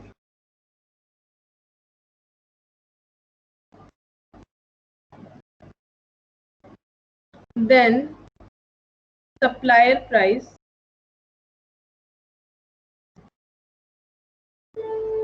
it is advised to buy, it is advisable to buy, इसका मतलब खरीदो, क्योंकि खुद से प्रोड्यूस करोगे और मशीन जो है फुल वर्किंग कैपेसिटी में है, तो ₹1 करके ज्यादा आ जाएगा, तो फिर हमें क्या करना चाहिए? खरीदना चाहिए। अब नेक्स्ट सिचुएशन में देखते हैं क्या होता है जब मशीन आइडल कंडीशन में है। When machine 99 has idle capacity. Idle capacity मतलब मशीन नहीं चल रहा है, नहीं चल रहा है तो कंट्रीब्यूशन लॉस नहीं होगा। आइडल कैपेसिटी है, कंट्रीब्यूशन लॉस नहीं होगा, तो क्या होगा? देखो यहाँ से कंट्रीब्यूशन लॉस नहीं होगा तो कितना पड़ेगा? कॉस्ट ₹5 पड़ेगा, ठीक है। सिर्फ मार्जिनल कॉस्ट जो है, मतलब जो वेरिएबल कॉस्ट है वही होगा, बाकी कुछ भी एप्लीकेबल नहीं होगा। तो उधर सप्लायर ₹10 में दे रहा है, हमारा ₹5 आ रहा है, तो हमें क्या करना चाहिए? हमें इस टाइम में हमारा क्योंकि कोई भी कंट्रीब्यूशन लॉस नहीं है, तो फिर हमें ये जो प्रोडक्ट है वो खुद ही प्रोड्यूस करना चाहिए। In this situation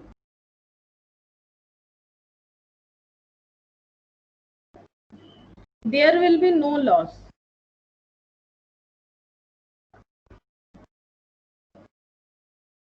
of contribution, when component Y is made as machine will be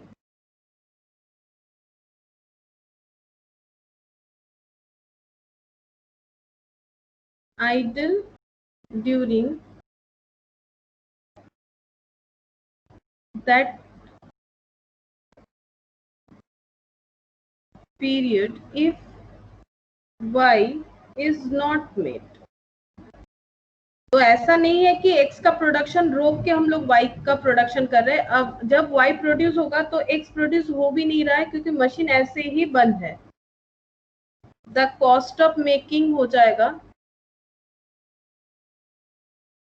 will be only its marginal cost, that is ₹5.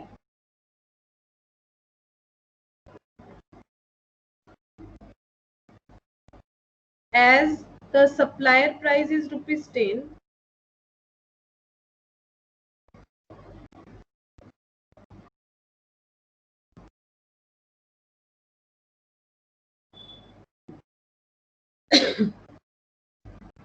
it is advisable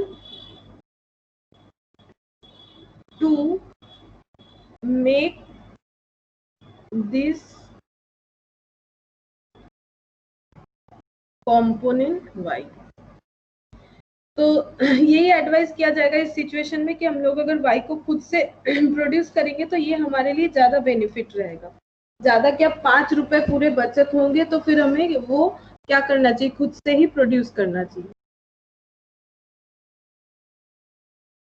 कहाँ 10 रुपीज दे रहा है, कहाँ हमारा 5 रुपीज में काम हो जा रहा है.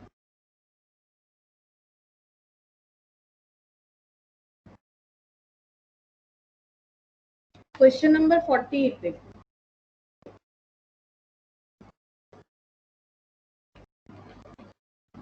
A multi-product company provides the following cost and output data for the last year. Sales mix दे दिया है 40, 35, 25%. Selling price, variable cost per unit, total fixed cost, total sales बता दिया है. The company proposes to replace product Z by product S. ये जो product Z है इसके बदले ये लोग चाहता है प्रोडक्ट S को प्रोड्यूस करना है. XYZ जो है वो XYS हो जाएगा. Estimated cost and output data दे दिया है कि अगर प्रोडक्ट S आ जाएगा तो वो कितना परसेंट होगा. सेल्स मिक्स भी चेंज हो जा रहा है. 40 था 50, 35 था 30, 25 था 20 हो जाएगा. मतलब Z की जगह जो S आ रहा है. और सेलिंग प्राइस जो है 20, 25, ये 20. सेलिंग प्राइस सेम है बट ये 28 होगा. वेरिएबल कॉस्ट 10, 15, इसका 14 हो जा रहा है. टोटल फिक्स्ड कॉस्ट 1,50,000 ही रह रहा है. फिक्स्ड कॉस्ट में कोई भी चेंजेस नहीं है. टोटल सेल्स 5 लाख ही रह रहा है overall. Analyse the proposed change and suggest what decision the company should take. ये अगर चेंजेस होगा तो इसमें क्या चेंजेस जो है वो क्या है वो हमें शो करना है. उसके साथ साथ कंपनी को डिसीजन क्या लेना चाहिए, मतलब चेंजेस करना चाहिए या नहीं करना चाहिए ये भी बताना है.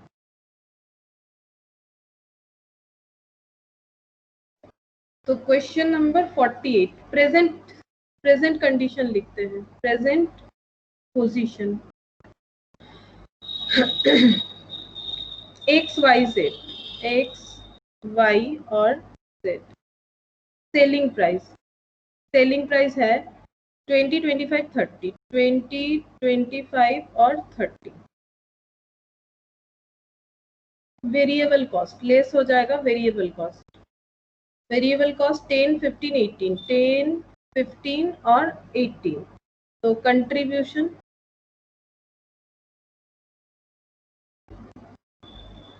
10, 10, 12. कंट्रीब्यूशन हो गया 10, 10, 12.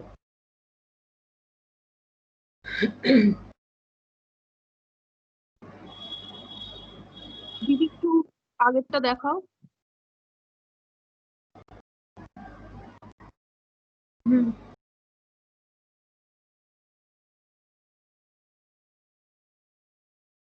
হয়ে গেছে.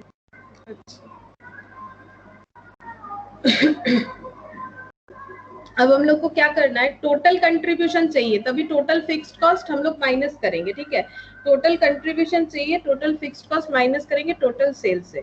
तो यहाँ पर देखो सेल्स मिक्स बताया था 40%, 35, 25%। तो हम लोग पहले क्या करते हैं, सेल्स कैलकुलेट कर लेते हैं। सेल्स कैलकुलेट कर लेते हैं। सेल्स टोटल बता के रखा है 5 लाख, तो यहाँ पर लिख लेते हैं X Y Z, X Y और जेड। यहाँ पर लिख लेते हैं टोटल। सेल्स टोटल बता के रखा है हम लोग को, टोटल है 5 लाख। यहाँ पर लिख लेते हैं ₹5 लाख, और ये परसेंटेज अप्लाई कर देंगे तो सेल्स लेस हो जाएगा। तो यहाँ सॉरी, सेल्स का मतलब बाइफर्केशन मिल जाएगा। तो 5 लाख इंटू 40% कितना होता है? 5 लाख इंटू 40% देखो 2 लाख होगा। ये 40% है, क्वेश्चन में बता के ही रखा है 40%। अच्छा, उसके बाद 5 लाख इंटू 35%, 1,75,000, और 5 लाख इंटू 25%, 1,25,000। तो ये हो गया सेल्स। ठीक है, सेल्स से क्या माइनस करें? सेल्स से माइनस करेंगे, एक काम करते हैं, सेल से हम लोग, अच्छा वेरिएबल कॉस्ट कंट्रीब्यूशन तो आ ही गया था। अगर हम लोग कंट्रीब्यूशन से फिक्स्ड कॉस्ट को माइनस कर देते तो एक तो प्रॉफिट मिल जाता। सेल, सेल को मैंने लिख लिया, ठीक है कोई बात नहीं। यहाँ पर कंट्रीब्यूशन लिख लेते हैं, कंट्रीब्यूशन लिख लेते हैं। ये लिखा हुआ रहने तो, लिख लिया जो लिख लिया। कंट्रीब्यूशन हो जाएगा 10, 10 और 12 के हिसाब से करना है, 10, 10 और 12। और यूनिट कितना है? अच्छा, यहाँ तो यूनिट नहीं है, यूनिट तो नहीं है, इस तरह से कैलकुलेट नहीं कर सकते। यूनिट होगा तभी ना कंट्रीब्यूशन पर यूनिट हम लोग इंटू करेंगे। तो फिर हम लोग क्या करें, यहाँ पर हम लोग कैलकुलेट करेंगे पीवी रेशियो। ठीक है, पीवी रेशियो कैलकुलेट करोगे तभी होगा, क्योंकि सेल्स वैल्यू तो दिया हुआ है लेकिन कंट्रीब्यूशन तो मिल गया, लेकिन ये तो पर यूनिट है, ये तो टोटल में दिया हुआ है, बाकी सबका तो यूनिट नहीं पता हम लोग को। पीवी रेशियो फर्स्ट वाला कैलकुलेट करो, contribution divided by sales into 100, यानी 10 divided by 20 into 100। PV ratio first वाले का मतलब एक्स का हो जाएगा 50%, एक्स का हो जाएगा 50%। वाई का देखो, सेल्स कंट्रीब्यूशन 10/25 इंटू 100, तो ये हो जाएगा 40%, और ये भी हो रहा है 40%। तो हम लोग का पीवी रेशियो आ गया। ठीक है, अब पीवी रेशियो आ गया तो हम लोग कंट्रीब्यूशन कैलकुलेट कर सकते हैं। कंट्रीब्यूशन कैसे कैलकुलेट करेंगे? सेल्स इंटू पीवी रेशियो कर दो, कंट्रीब्यूशन आ जाएगा। क्यों? सेल्स पीवी रेशियो मतलब contribution by sales, sales cancel हो जाएगा तो कंट्रीब्यूशन आ जाएगा। सेल के ऊपर पीवी रेशियो लगाओगे तो कंट्रीब्यूशन ही आएगा ना, क्योंकि पीवी रेशियो तो कंट्रीब्यूशन के ऊपर ही, सेल के ऊपर ही कैलकुलेट होता है। तो सेल 2 लाख, 2 लाख का 50% कितना हो जाएगा? 1 लाख। कंट्रीब्यूशन ये 40% करना है, 1,75,000 का 40%, तो ये हो जाएगा 70,000, और 1,25,000 का 40%, तो ये हो जाएगा 50,000। अच्छा, ये टोटल कर लो, इसका कितना हो जाएगा? 50, 70, और ये हो गया, ये 1 लाख होगा ना, मैंने 10,000 लिख दिया। 2,20,000 कंट्रीब्यूशन हो गया, 2,20,000 लेस कर देते हैं फिक्स्ड कॉस्ट। फिक्स्ड कॉस्ट कुछ बता के रख सकते हैं, फिक्स्ड कॉस्ट 1,50,000, तो माइनस कर दो, तो 70,000 आ जाएगा प्रॉफिट। 70,000 प्रॉफिट आ गया। करेंट सेल्स मिक्स के हिसाब से 70,000 का प्रॉफिट आ रहा है। अब जो न्यू सेल्स मिक्स है उसके हिसाब से क्या आएगा चेक करना पड़ेगा। उसके हिसाब से प्रोपोज्ड लिखते हैं, प्रोपोज्ड पोजीशन,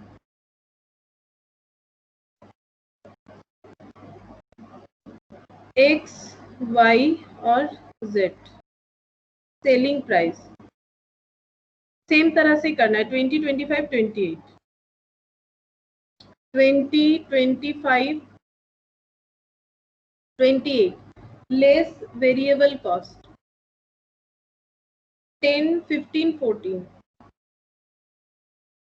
तो कंट्रीब्यूशन कितना हो रहा है? कंट्रीब्यूशन होगा 10, 10 और ये 12। यहीं पर हम लोग पीवी रेशियो कैलकुलेट कर लेंगे। पीवी रेशियो वो बाद में किए थे, पता चल गया जो यहीं से कर लेते। कंट्रीब्यूशन, इसका PV ratio contribution by sales into 100 मतलब 50%। फिर कंट्रीब्यूशन बाय सेल्स मतलब 10 बाय, तो 14 होगा ना? हाँ 14 होगा, 12 नहीं होगा। ये वाला, अच्छा हाँ, ये कितना हो रहा है? नहीं, ये क्या मैंने गलत लिखा, जेड लिख दिया, एस का 28 है ना, ये एस लिखना पड़ेगा। अच्छा ये 14 है, हाँ ठीक है।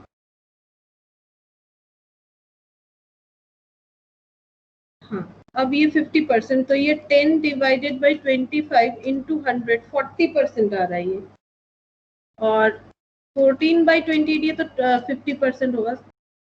14 डिवाइडेड बाई 28 इंटू 100 50% होगा, ये 50% पीवी रेशियो।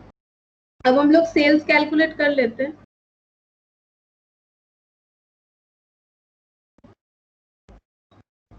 सेल्स कैलकुलेट करेंगे तभी कंट्रीब्यूशन कैलकुलेट कर पाएंगे। सेल्स टोटल 5 लाख है, 50%, 30%, 20%। 5 लाख का 50% 2,50,000। अच्छा 5 लाख का 30% मतलब 1,50,000, और 5 लाख का 20% यानी 1 लाख। ये हो गया। अब कंट्रीब्यूशन टोटल वाला कैलकुलेट करेंगे, सेल्स इंटू पीवी रेशियो। तो सेल्स इंटू 8 উপরে 50 30 20 सेल्स कैलकुलेट करते। अच्छा अच्छा टोटल यहाँ पर लिख लेते हैं, टोटल सेल कितना है 5 लाख, इस केस में भी 5 लाख है, इसमें चेंजेस नहीं है। 5 लाख का ये हम लोग को अपोर्शन करना है 50 30 और 20। जब तुम लोग प्रेजेंटेशन करोगे ना तो यहाँ पर इंटू करके 50% इस तरह से दिखा दो। और कंट्रीब्यूशन हम लोग कैलकुलेट करेंगे सेल्स इंटू पीवी रेशियो। तो 2,50,000 का 50% 1,25,000, 1,50,000 का 50% कितना होता है 40% है, सॉरी, तो 60,000 होता है। और ये 1 लाख का 50% यानी 50,000। तो टोटल कितना हो रहा है 50 60 और ये हो गया 1,10,000, मतलब 2,35,000। 2,35,000 हो गया कंट्रीब्यूशन, ठीक है। अब यहाँ से लेस कर देंगे फिक्स कॉस्ट, जो कि इस मिक्स में भी सेम ही है 1,50,000। तो 1,50,000 फिक्स कॉस्ट का कोई चेंजेस नहीं है। तो कंट्रीब्यूशन से हम लोग क्या करेंगे, फिक्स्ड कॉस्ट को लेस कर देंगे। तो प्रॉफिट हो रहा है 85,000। तो एक चीज देखो, सिर्फ हम लोगों ने प्रोडक्ट जेड के जगह प्रोडक्ट एक्स एस को इंट्रोड्यूस किया, और इससे हमारा जो प्रॉफिट है वो आ रहा है 85,000, जबकि पहले था 70,000। तो ये जो चेंजेस है, क्या हम लोग को ये लेना चाहिए या नहीं लेना चाहिए? लेना चाहिए। लेना चाहिए, क्योंकि हमारा प्रॉफिट जो है वो इंक्रीज हो रहा है। तो लिखेंगे द प्रोपोज्ड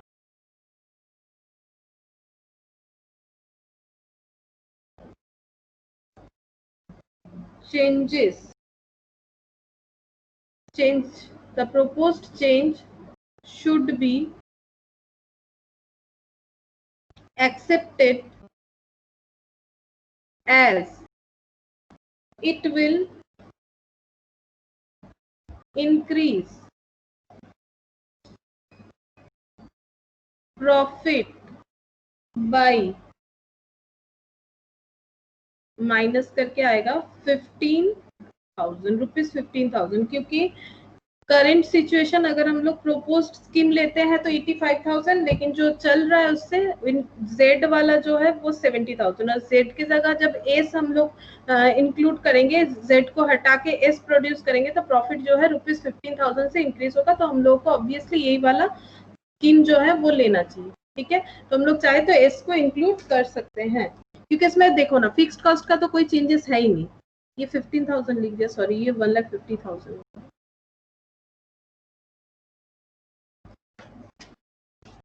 तो आज हम लोग इतना ही करते हैं, टाइम हो गया है। और ये देखो हम लोग, तुम लोग इस रिलेटेड कौन सा क्वेश्चन कर सकते हो ये हम बता देते। देखो इससे रिलेटेड कौन सा क्वेश्चन हम लोग कर सकते हैं, तो तुम लोग कर सकते हो। ये लिमिटिंग की फैक्टर का बाकी रहा 49 50 53 56 57 एंड 58, ठीक है। 1 2 3 4 5 ये 6 क्वेश्चन को छोड़ के और कोई भी डिसीजन मेकिंग वाला क्वेश्चन नहीं है। और इसके पहले बाकी जो भी छोटा छोटा क्वेश्चन है वो तुम लोग एक बार ट्राई करके देखो, जरूर होगा। जो कि मैंने दे के रखा था तुम लोग को 1 2 3 5 मैंने लिखवाया भी था, ये क्वेश्चन तुम लोग कर सकते हो। तो ये वाला तुम लोग को देखना है ट्राई करके, 49 50 53 56 57 58 सेम क्वेश्चन ही मिलेगा जैसा कि अभी तक हम लोगों ने किया है। काफी अलग अलग टाइप का हम लोगों ने क्वेश्चन किया। तो तुम लोगों का वो होमवर्क रहेगा जो मैंने अभी बताया।